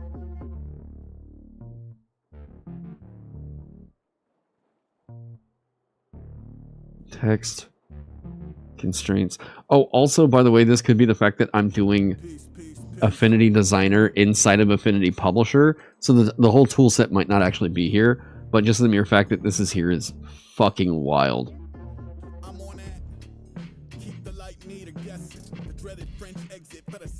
Constraints isometric.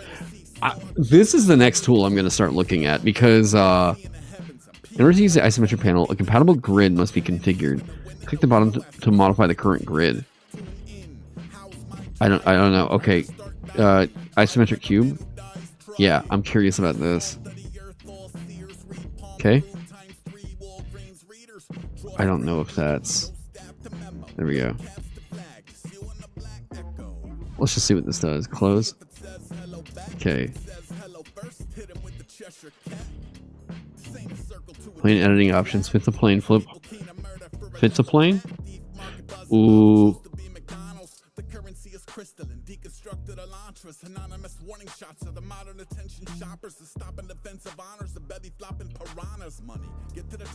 There is... I've seen somebody take this idea. It is in Designer. Okay, then yeah, I'm not super worried about that for this. I saw someone do some really cool shit with this. I'm not... I had a random whim where I was like, yeah, cool, let's see that. I'm not really going to do all that right now.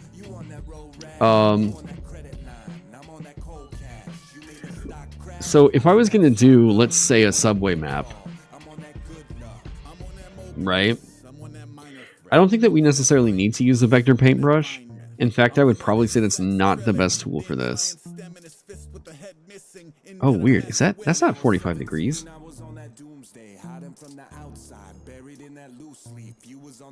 Oh, it's not. It's, is that an 8 point?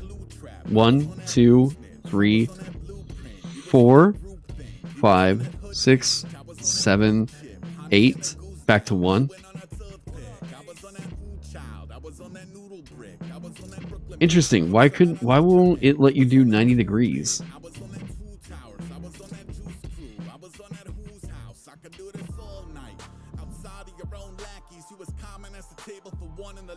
Huh. Oh.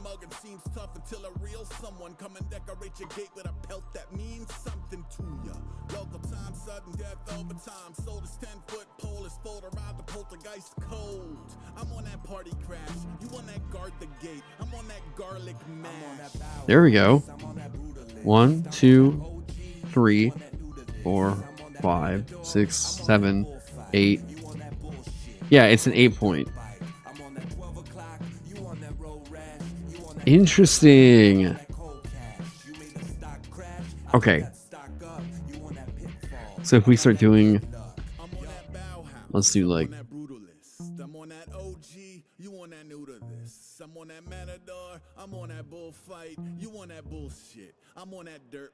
Okay, so like that would be one line maybe, and then oh shit, not that. All right, we do that. Wizard opens up another wizard spell like circa 2025 color. What up, Crowe? Oh man, yeah, this is cool. It's already rounded. We're gonna go here. Okay.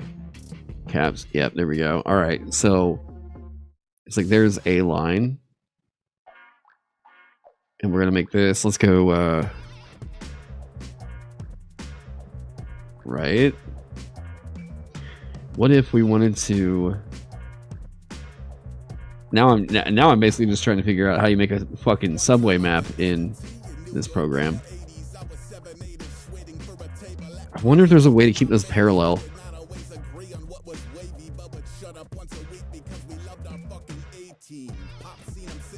God, this song is so fucking funny.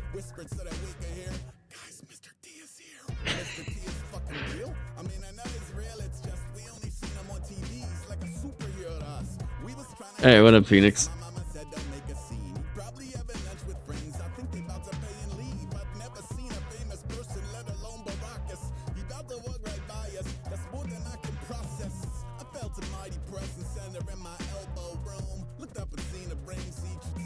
Huh?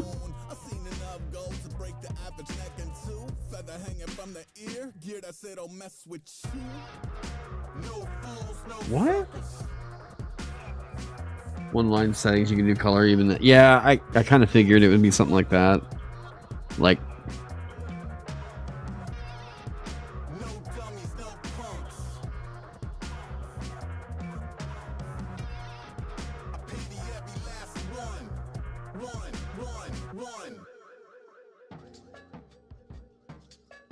this would probably be a horrible subway. I have no idea. In the song, Mr. Feet's Mr. Feet, Mr. T's 100 feet tall.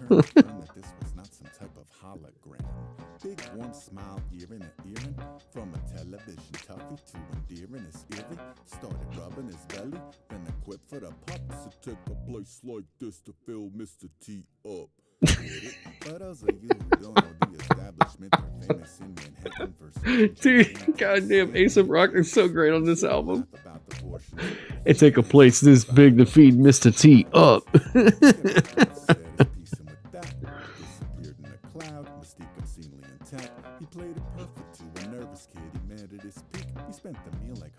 Oh wait, these are doing... Did I just see that right?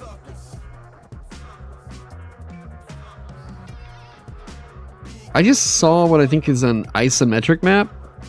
And if that's still applying here, we need to not worry about that.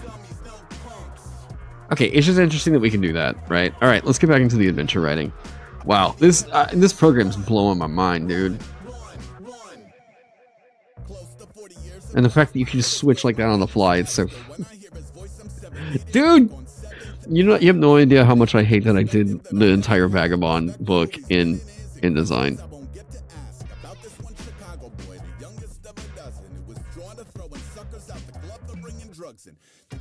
Like, I would have to literally rebuild the entire book. I mean, I'm gonna have to eventually anyways, because like, fuck Adobe, but like, dude, I can't do it in the middle of like, we're about to do a print run.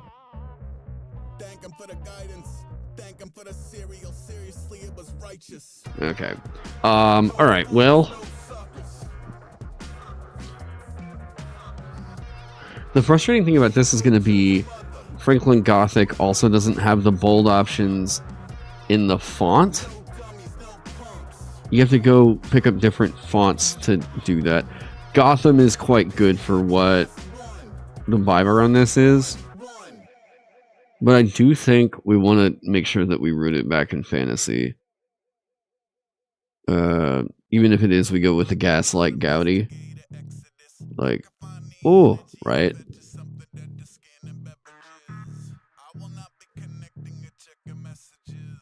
Grand Central. To lean into the subway stuff. I like herb a lot. I don't like it as a body text. I like herb as like indices. This is such a cool font. I really, really adore herb a lot. It just doesn't read well.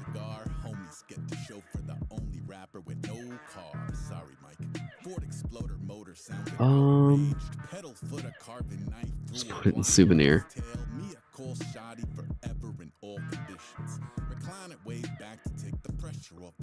I like this font a lot. I have no idea where it's gonna really... You like the herb also? Well, yeah, with Happy Tree. Yeah, that you could have told with that username. You didn't have to tell the class. We knew.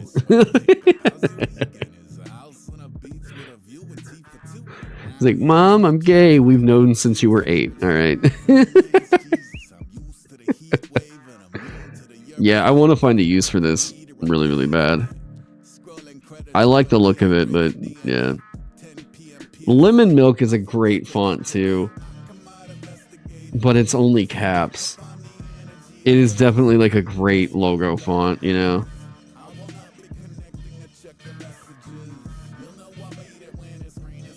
I'm like, how do we find a middle ground?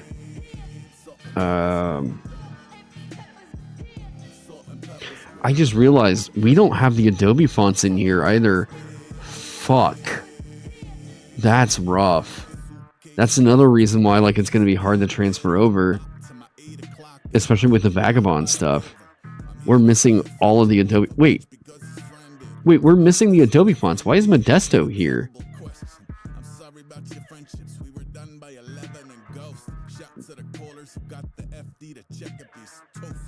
That is an Adobe font. Is Paradigm in here? Wait. What? I thought you could only access the Adobe fonts in Adobe programs. The Pathfinder font, yeah. You think it grabs system fonts? I mean, I would hope, but yeah, that's the end of the odd font right there. Let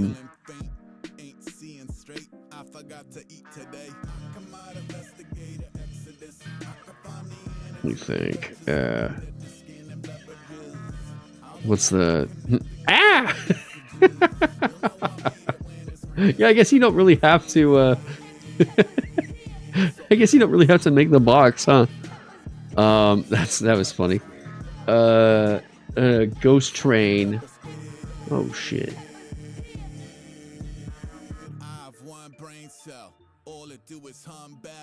Boo! Triple dog deers get thrown around with no discretion. If you getting kind of froggy, come and trip the motion. Yeah. Ah! Yeah. Man, see, that's the thing.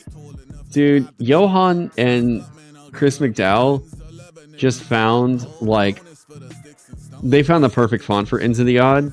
And it's like, now whenever I type anything in Ferome, I just see, that's just the Into the Odd font. Ferome is so intrinsically tied to Into the Odd, I just can't use it. Hiccup. It's a great font, do it. It is a great font. It looks very pretty, but I don't know. We're also jumping ahead just to like, I don't know. There we go. Ghost Train, okay? So now that we have a concept, we need to jot the situation down. And, oh wait, you're right. Alt, right? Alt, and then... Oh, that's so good. That is so good. Pac-Man G. Alright, so we got that.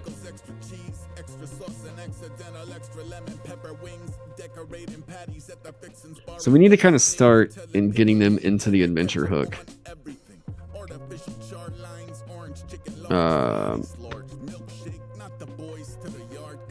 Okay.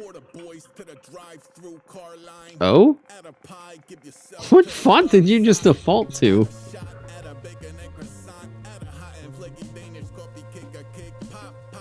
Why did it do that? Okay. Adventure hooks. Guess we're just gonna type hooks. Okay. Factions. Location. Okay. This could be a really good excuse for me to get into objective trackers.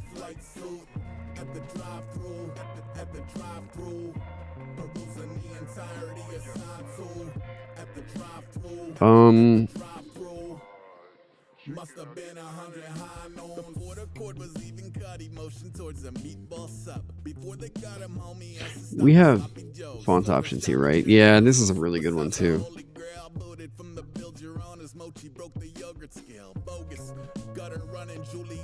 Recent.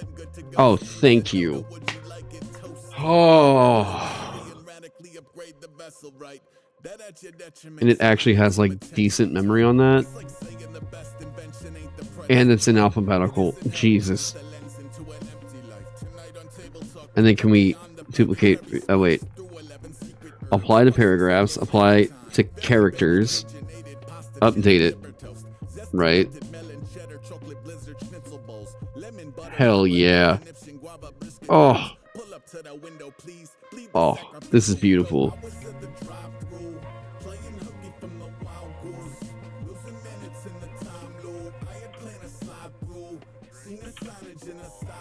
Hell yeah. Hell yeah. Okay. Body. No style. This is for character styles. Right? That's what that indicates. That's a paragraph style. That's a character style. That makes a lot more sense. Oh, no, wait. These are text styles. So, paragraph and character styles are both in the same window now. Which I'm cool with that. I'm very, very fine with that, because it was frustrating to sort through it to find one or the other. I just, yeah. Okay. Runaway train, never roll back. Runaway ghost train. Has found itself in the sewer system.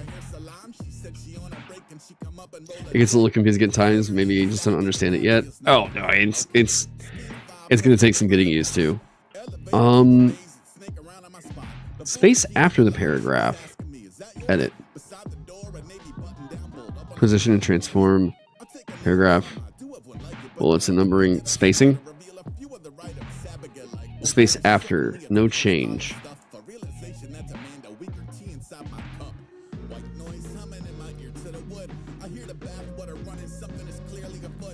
Would it be that? No. Space between of the same type?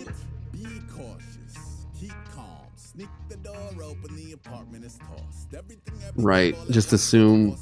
Wait, no change. 0. Wait, what? But there's space being applied in between the paragraphs.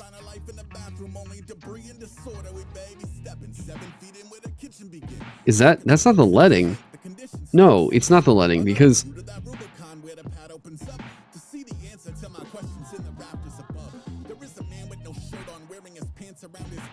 What? Paragraph.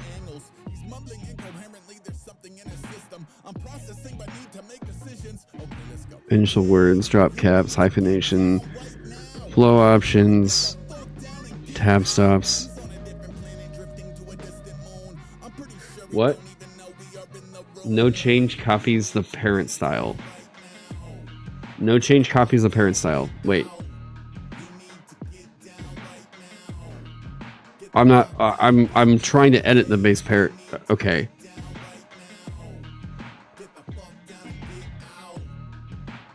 Paragraph. No change.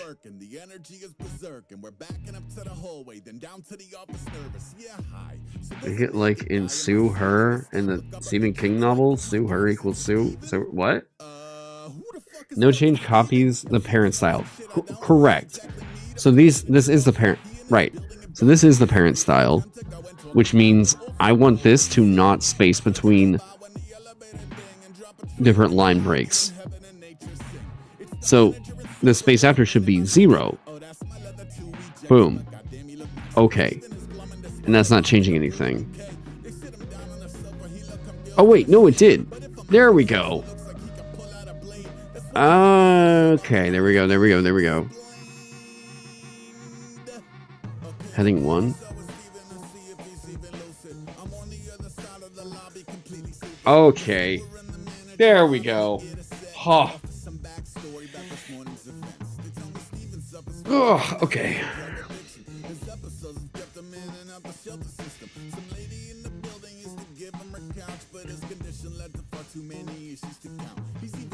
And that's only, yeah, that's not adopting a paragraph style. That's very fun. Johnny Depp where the pun was shoot her, and that was the same name of the killer. Shooter was the name of the killer.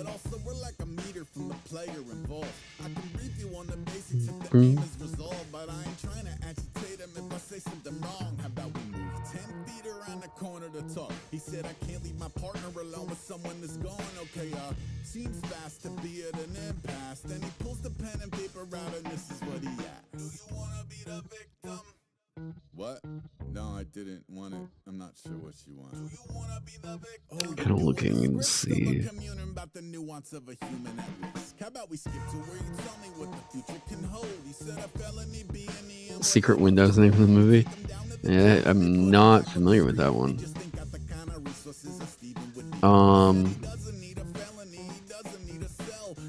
I do like Corner One.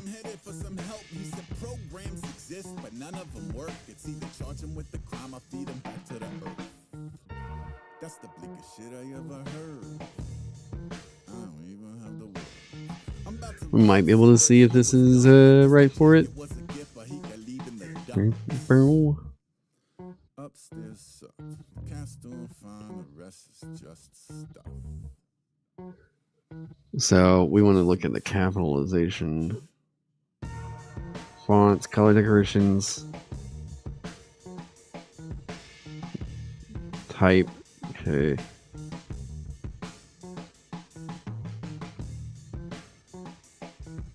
Capitals, derp. Oh, what? Titling. ITS. It's the All petite caps. Okay.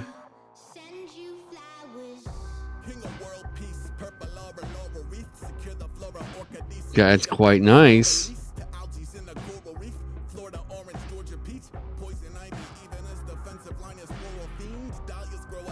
And then the space after. Right. We're going to have to change the space after. There we go. I don't know. Let's just put in, what is it, 20? Let's put in 10. Right? Yeah, there we go. All right, sweet. So now we got that.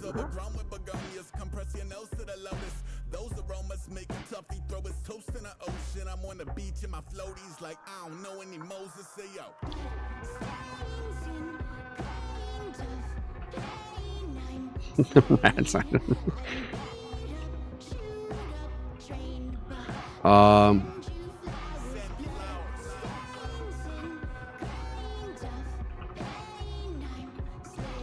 Parts of user song to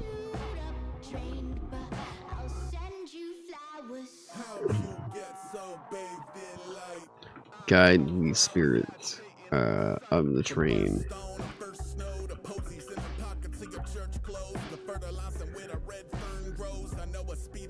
Okay.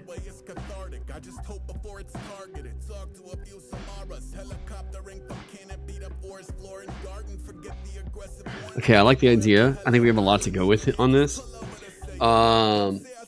Let me take a 5 to 10.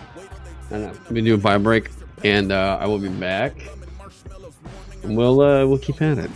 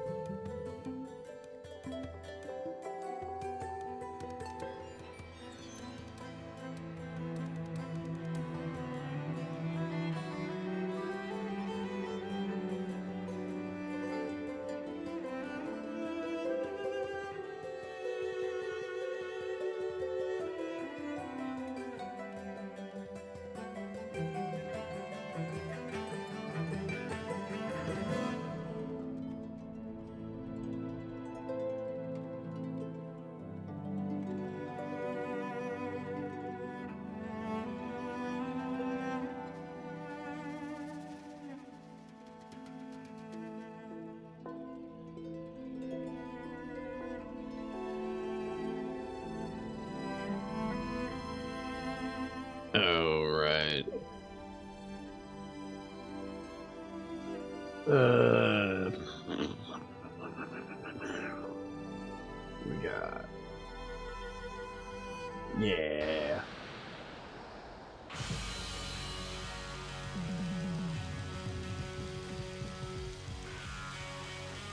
All right.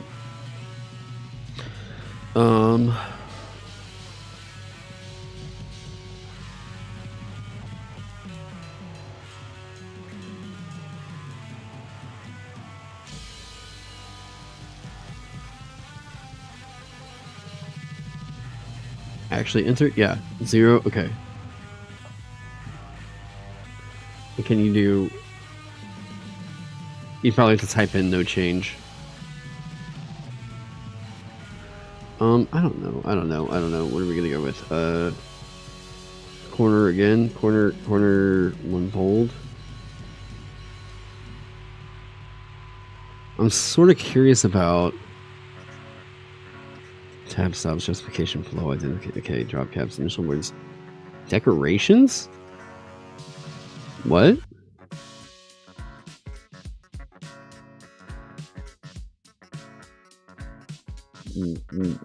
What? Okay, so we have like lines, shading. Okay, can we?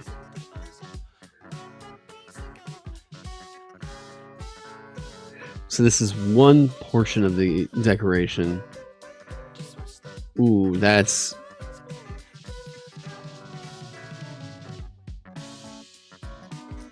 very intriguing. Okay, so these are like, yeah. Can that go for the whole column? Relative to column. Relative to column. Oh, yeah.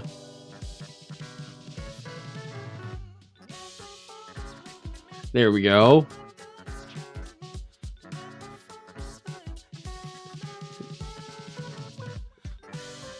Okay.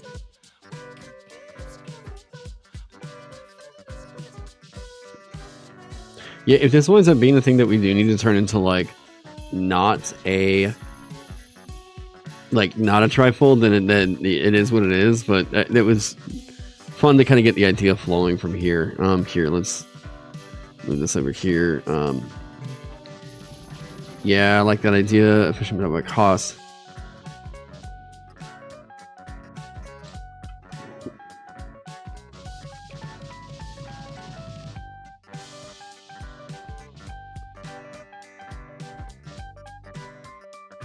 Ghost train, everyone seems okay.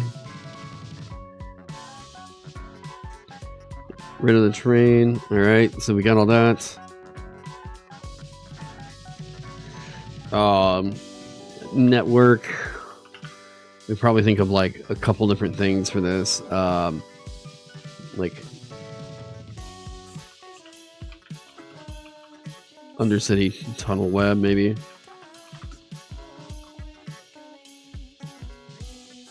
Something that isn't just, hey guys, it's a subway station.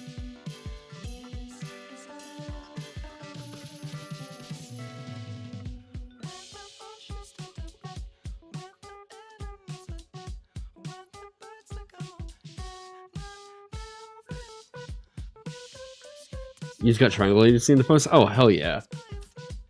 Have fun with it. Have fun going through that rulebook. That rulebook is a journey.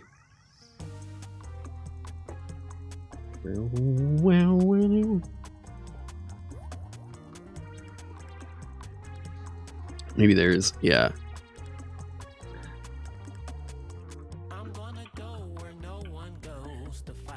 You have a digital already, it's so good. Nice.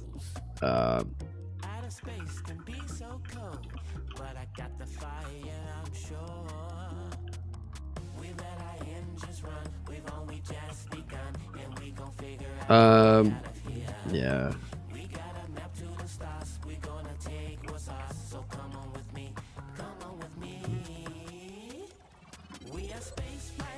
Whew.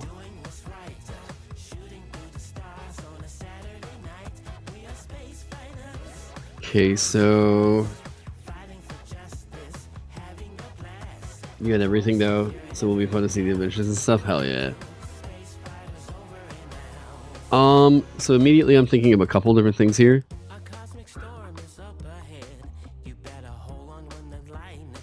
If the party has a bard,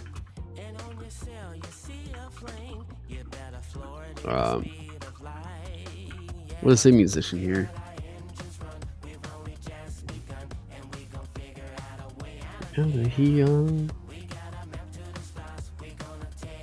Based on body.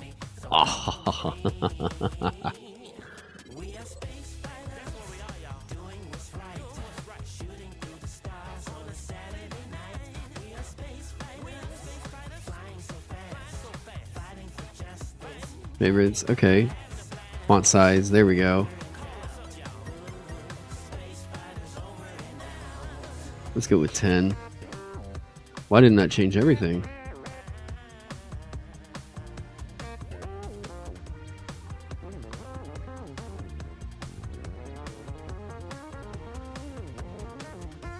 Interesting what it chose to and not to. Okay, affect with that.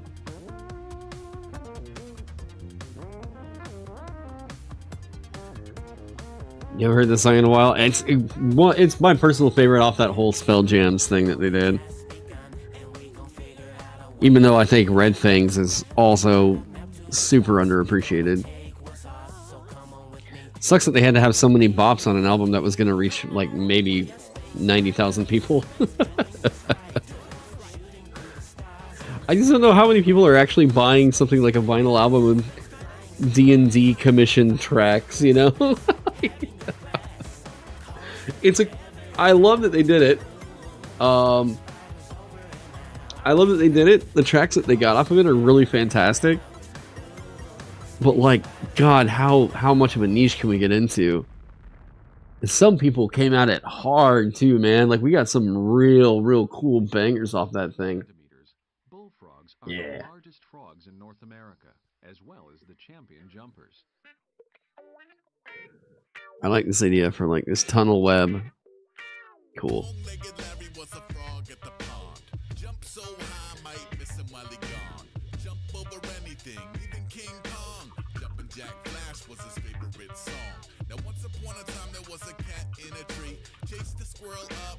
Okay.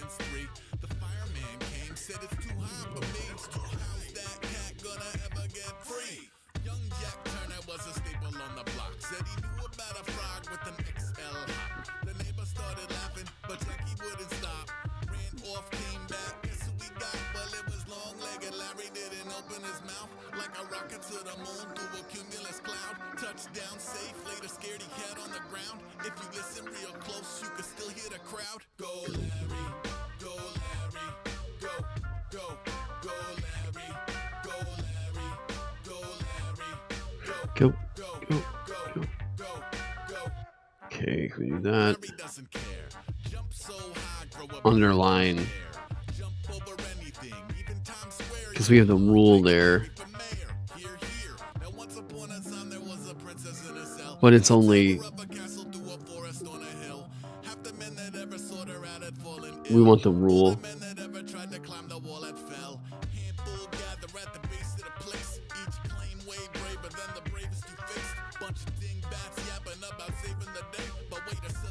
What? What?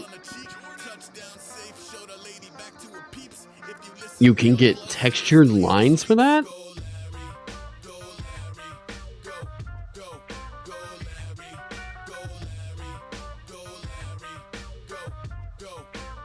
They let you do textured lines on a rule?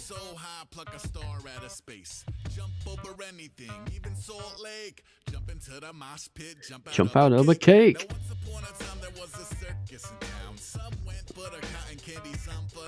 Okay.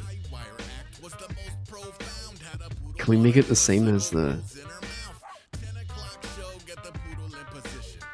Interesting. Okay. Space after. Ribbit. What's up, Hobgoblin?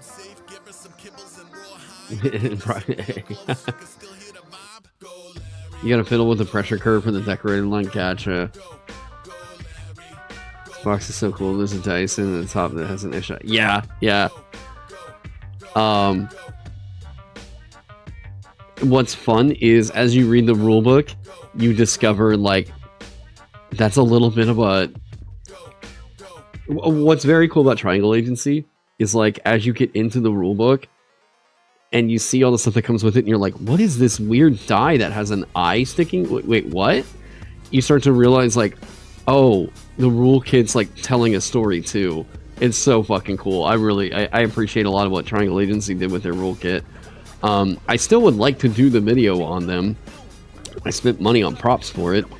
Oh, you know, another thing.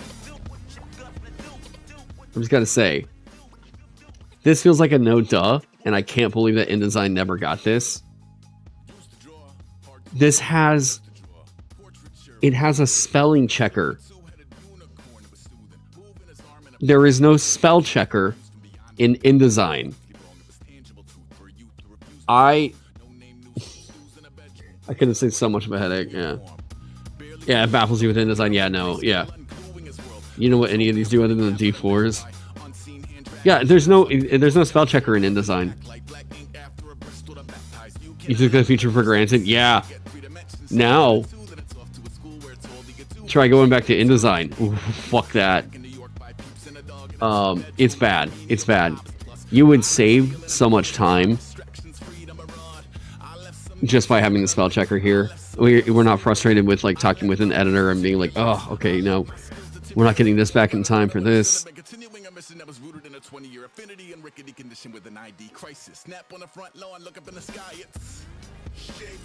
Oh, now to the fringe.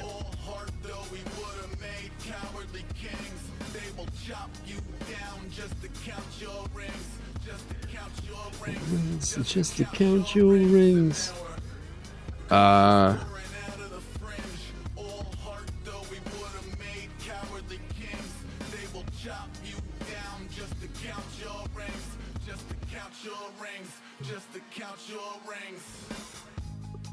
Okay, so a table needs to be something different then.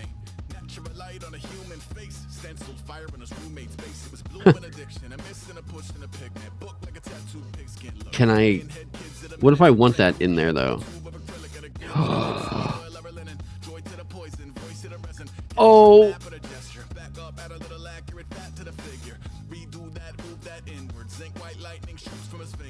Oh, that's dirty.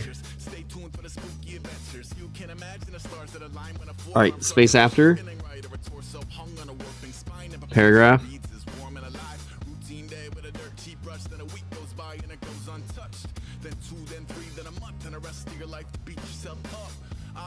Justification, flow options. Top line. Okay, so that's alignment. We're looking for space after. As something to adjust just for this one.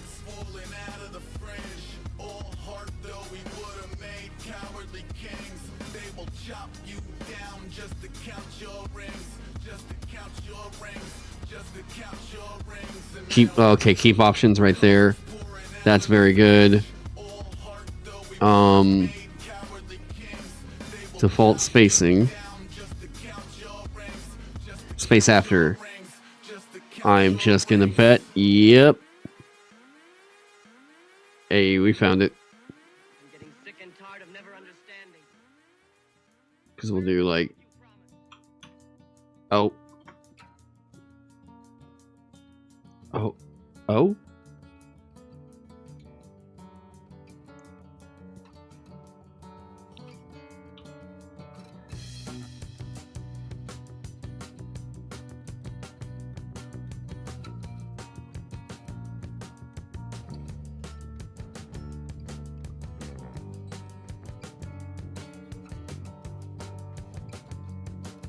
Hey.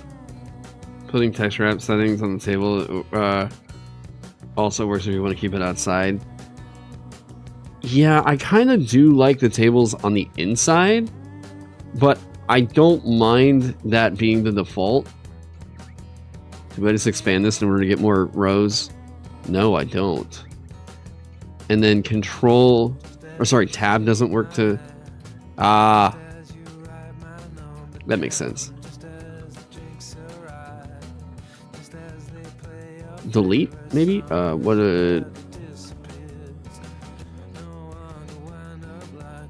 Interesting.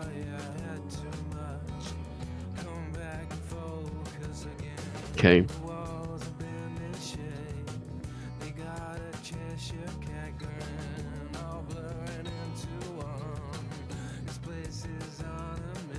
And then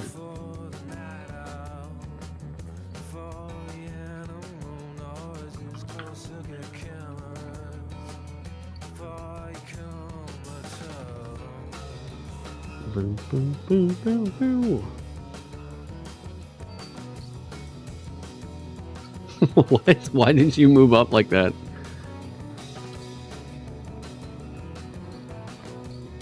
Okay. Yeah, I do like having that little bit of control like that. That's kind of nice.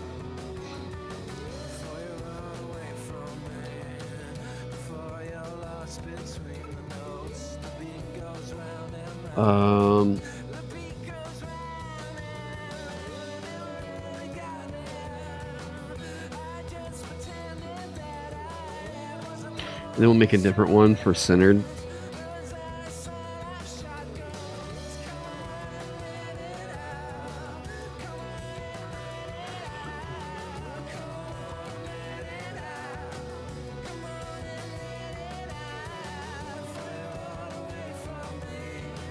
Font weight, justification, no, alignment.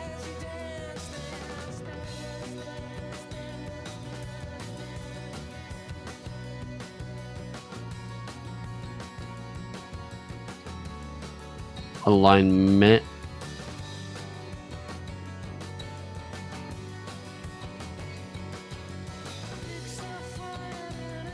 Vertical space, horizontal space. What? Paragraph.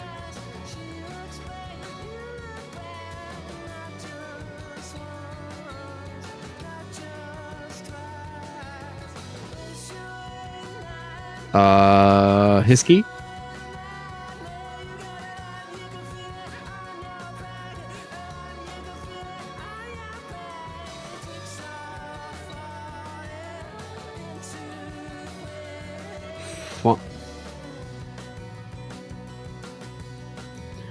Paragraph, tab stops, justification.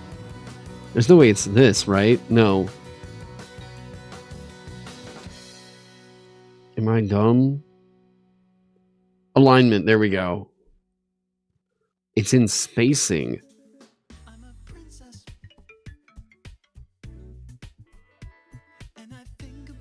Okay, that would not have been where I would have picked to put it. I don't know where, but God, it felt confusing. Not a deal breaker at all. I'm just saying. Buckets. Why is it not changing this? Edit. We want this at actually we want it at 9. Here we go. Okay. So now we've got that. Window table.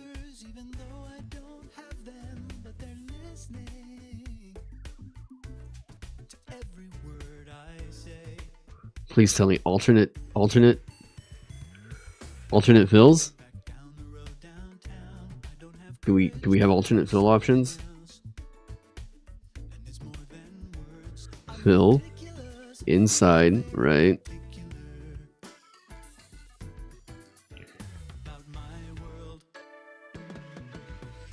Okay, so we want to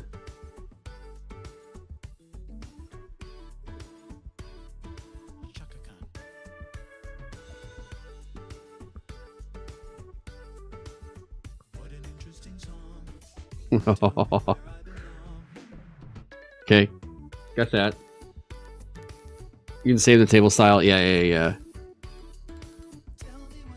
So that's frame fill. What about table? alternate fills?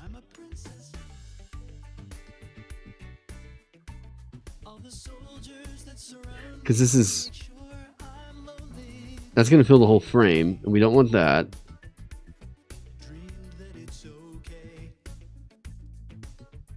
Alternate fill gets put in the table format.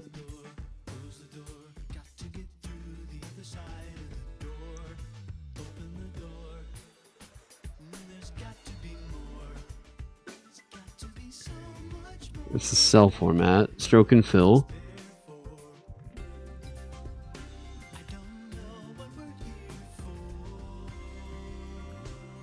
Well, okay, this is a cool window. I just want to know what the fuck is going on. I'm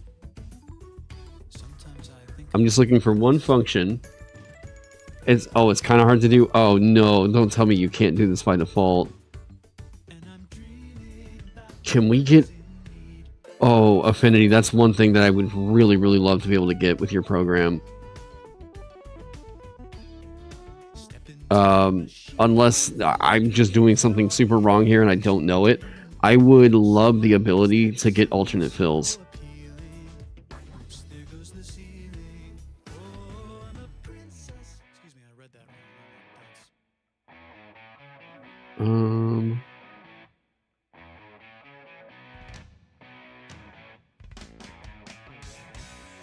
Okay, let's do that for half.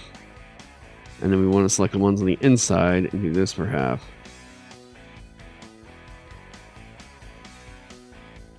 Cool. It's not an issue, just look it up. I'm streaming though.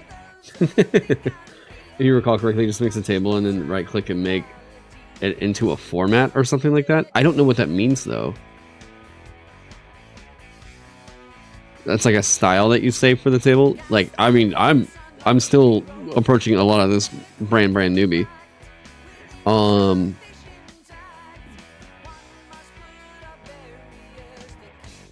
See, I'd love to do... wait.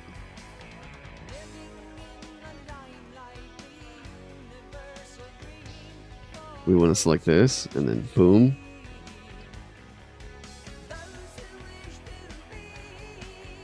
See, I do like, having like an alternating fill like that.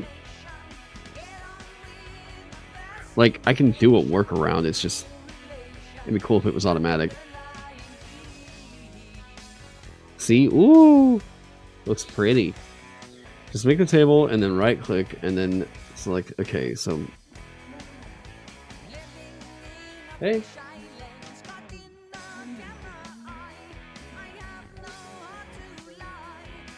I'm hungry. Yeah, I'm definitely hungry. You know, I just had what? I mean, I'd rather not just keep eating McDonald's. I mean, I don't know.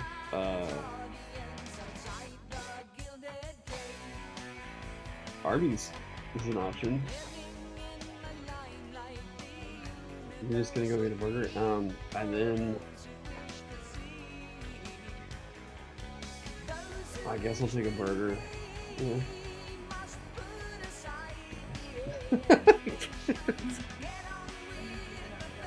What? Okay. So I can save this as a table format. Update from selection, and but see, that's... So you would have to do this.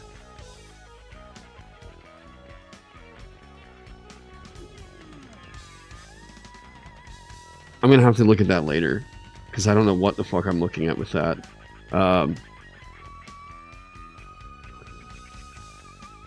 Yeah, I'll have to look up a tutorial on that later on. Okay, let's do this at 0. Cool.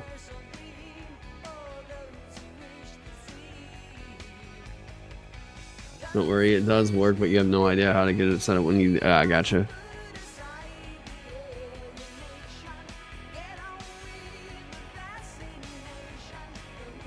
Yeah, I mean, I'm still fucking fascinated. This is...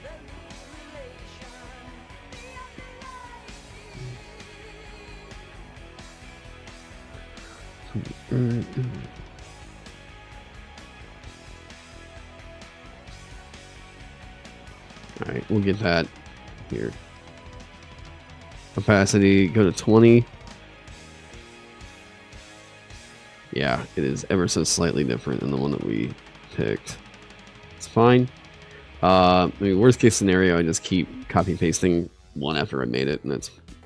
Yeah.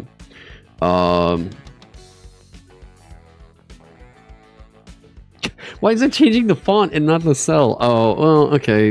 I guess you got me there.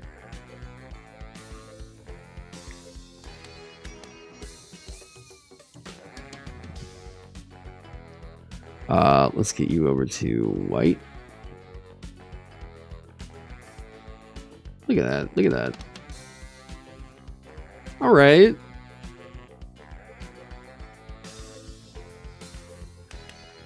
We got pretty stuff happening.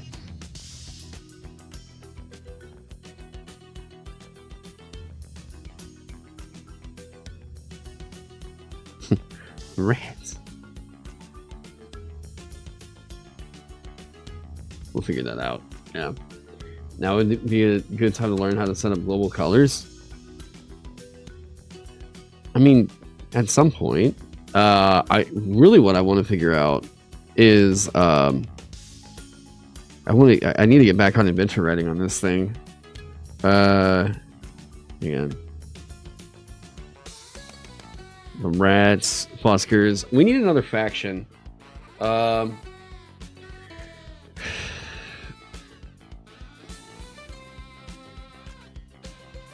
And like, we need our revelation.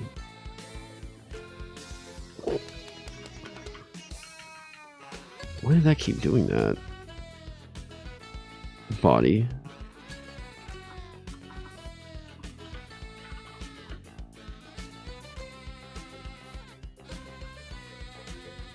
Let's get you pages. I don't know that we want you there. That's also getting very busy. Here. I want to keep this window accessible. Yeah, that's fine. Teenage Mutant Ninja Turtles factions. Okay. Is the ghost train really what? Is the ghost train really a ghost train?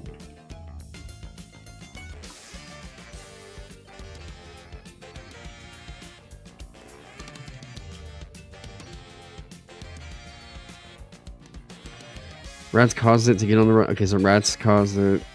Can't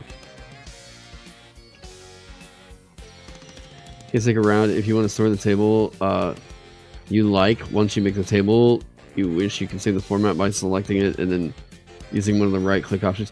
That was the thing though, is it seemed like it wasn't storing alternating fills. It seemed like it was storing the fifth row will be blue, the second row will be blue, right? And yeah, I'll take a look at that later though.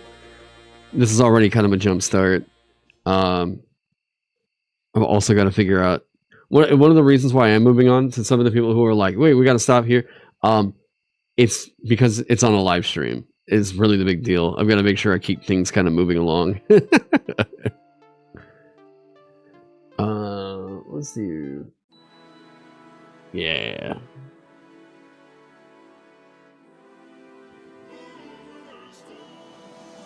Okay.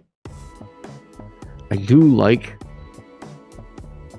really like having the triangles for that. Could be fun to meet ghost travelers from around time and space. I feel like that's more like it doesn't really go off as well as you would hope. I try to give people stuff really sparse and let them kind of fill in the blanks. If they decide that like they like this adventure enough to where they would want to, that is a very interesting way to do that. They have the, you know, territory to expand on that and expand whatever. That is. Ooh.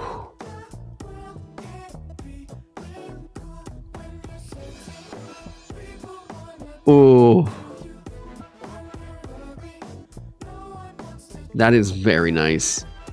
And then can I set this with a hang on, character style? Create character style. Just do, we're gonna call it Ghost Blue.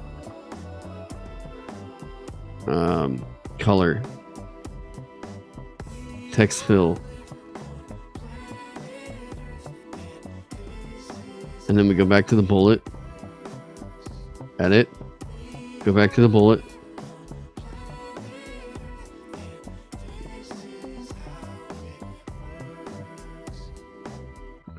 Ooh.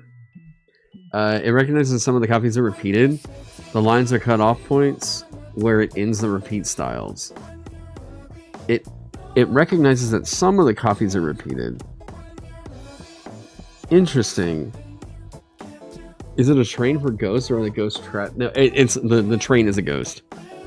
It is a ghost train. Yeah, I tend to find that like I've never been a really big fan of the adventure being like, here's these NPCs and why they're really fun and awesome. I'm like, no, you can't convince me. If somebody is writing from the point of like, I'm gonna sell you this really good adventure because the NPCs that I've written are incredible, I'm gonna say that that person doesn't know dick about adventure writing. Your NPCs don't make an interesting adventure. In fact, this is something that Wizards of the Coast really needs to start exercising. Stop making NPCs that you are convinced are very compelling and incredible to like add into the story or whatever, and start making these stories more fun. Start making the adventure more fun. People, oh my god, whenever it comes to NPCs, honestly, players could give a rat's ass unless that NPC can make them awesome. That's it. If the NPC does something that can make the player characters really, really strong, that's the only way you can get them to give a shit about them. If it's going to be a whole thing about like, well, because of their children and they have a really no, nobody gives a fuck. Nobody gives a fuck. This is what's causing a lot of the theater kid energy from a lot of Wizards of the Coast products. And that theater kid energy is pushing away a lot of normie customers for TTRPGs. Normie customers want to go in and hit goblins with a stick. That's what they want. And it's exceedingly rare that you're going to find normie customers who are getting into this because of the deep, compelling moments that they see randomly improvised in Critical Role. It doesn't happen. It's not, yeah. That's one of those hills I will definitely gladly die on, because for the health of this hobby, I think we all need to recognize it. That's kind of fun to have it as like a dotted line, right? Like a train, right? Ooh. Hey. You guess your concern with the train, would that be that it's pretty linear? You've done it though. It can be a ton of fun. We haven't even gotten into writing it yet. Like, we haven't even gotten into that yet. Don't have concerns. We haven't even done anything on it yet, right? If you start predictively being like, well, I'm a little bit worried that, no, we haven't done anything to be worried about yet, right? So whenever we're looking at writing this thing, we're trying to consider like, what's going to make it fun? And I think for me, the thing that makes it fun is we're talking about this crazy ass train heist. And that's what I want to lean into. Not they're exploring a train.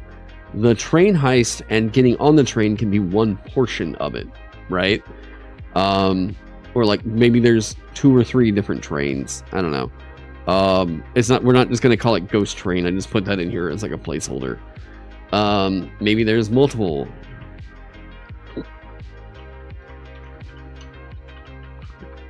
This gives us an opportunity to have other factions step in.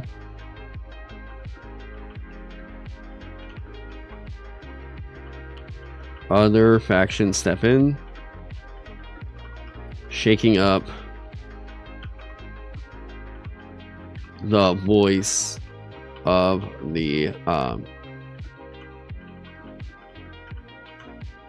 right?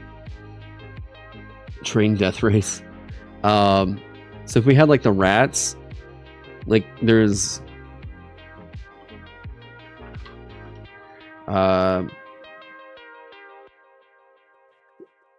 swarming.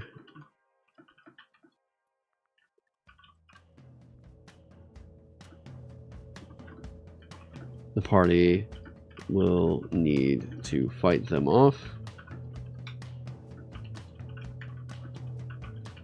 Okay. Ratmen are swarming one of the trains. The party will need to fight them off or something similar. Oh, hi, bud. We have the buskers here. The buskers, I think they're going to kind of naturally interact, right?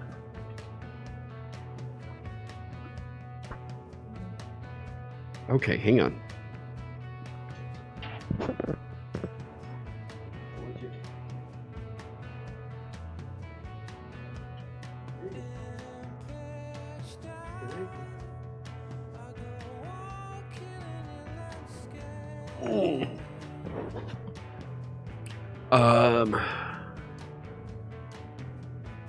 Giant enemy spider. We have the Ratmen, we have these buskers. Saw this delightful dragon train the other day.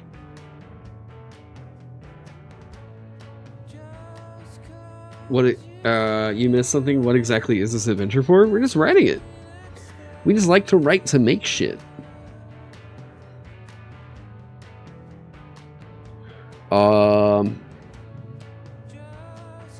Yeah, have you guys ever just practiced the activity of creating just to make something that didn't exist before? Box. Oh, okay, cool, cool. That's how we make sidebars. I want to do...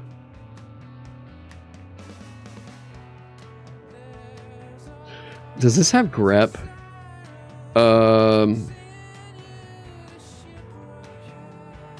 Like contextual formatting, typography, alternates, variants, figures, capitals, decorations, initial words.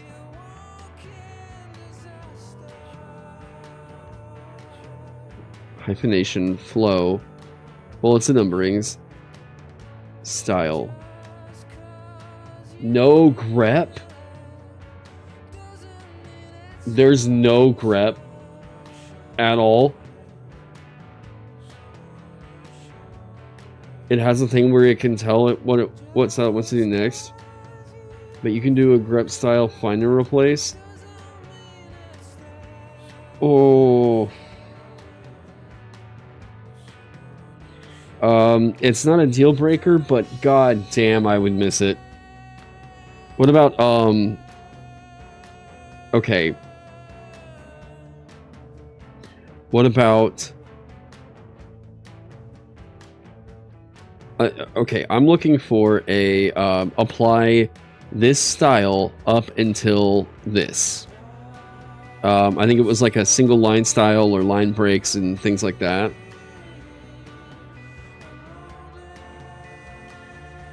Is that all something you have to do for every single one? You know, yeah, it's initial words.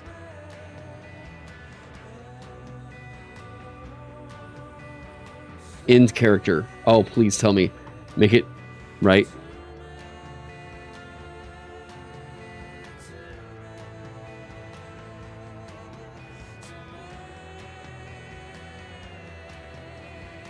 Ghost blue. It should be all the way up until this. There's no max word count on that.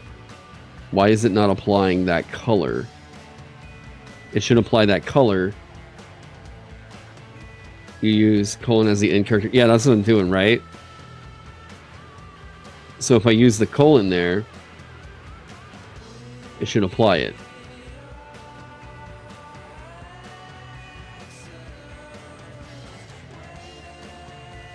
Well, it did something, but it didn't. Initial words. See, that's what I want it to do. Make sure it's enabled. Oh, duh. There we go. Okay. Cool, but you can only do the one.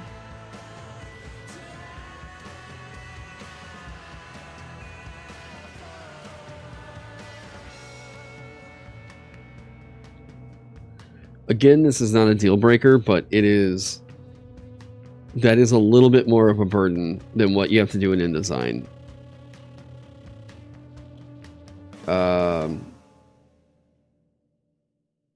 Font style. Okay, we need to go. Yeah, okay, this is fun. There we go.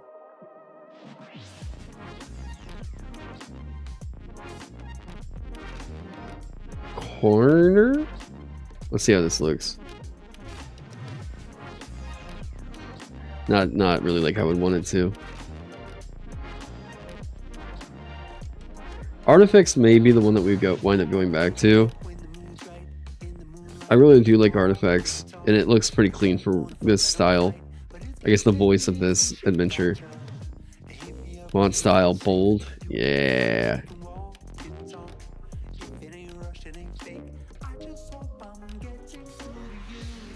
Find and replace can still find things like grab and apply styles you haven't run manually. Yeah, but that's the thing, is I have to run it manually.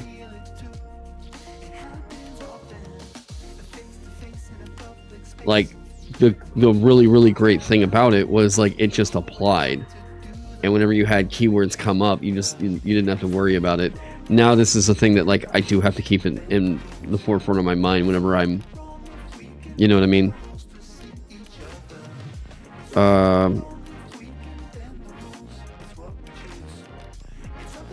First line indent, cool. Do that and then boom, right? Yes.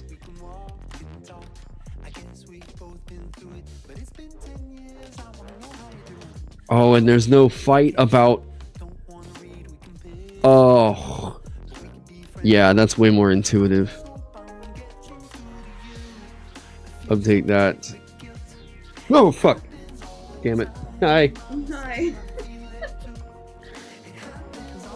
What? Nice. It's one of the. It's probably one of the features that Adobe's put a patent on. Yeah, maybe. Huh? I'm just kind of learning Affinity. I probably need to hop off here because I gotta prep for some other shit. But yeah. Have you seen that guy? He's like acting like an Italian dad at weddings and things like that. No. Oh my god, this is so funny. Yeah, food jump scare. Let me see if I can. He like has a filter on that makes his face look like you know, an Italian dad in every Pixar movie or something. Sure. Italian guy at weddings.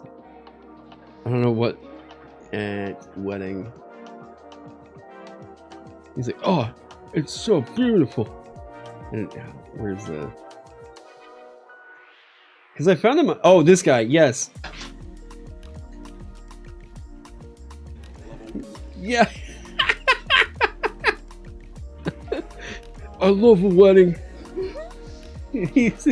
So he has this filter on. Yeah, it makes him look kind of like a mobster or something. Yeah. He has this like filter on. Hang on, here, I'll unplug this. And like the voice he does is so spot on. Here. A wedding, huh? It's so beautiful. What a lovely couple, huh? I always cry at weddings. I get real emotional. It's true love. You know, it's a rare thing to find. You find it, you gotta hold on to it. Who do you know, babe? I'm with the groom. Yeah, I'm with the groom's family. Well, it's nice to meet you. All right. All right. And I ask that just everyone here, join us for just a moment incredible. in silent prayer, seeking God's blessing upon your marriage and your home. It's for the only one I see. Yivarach Adonai v'yishmerecha. Ya'er Adonai panav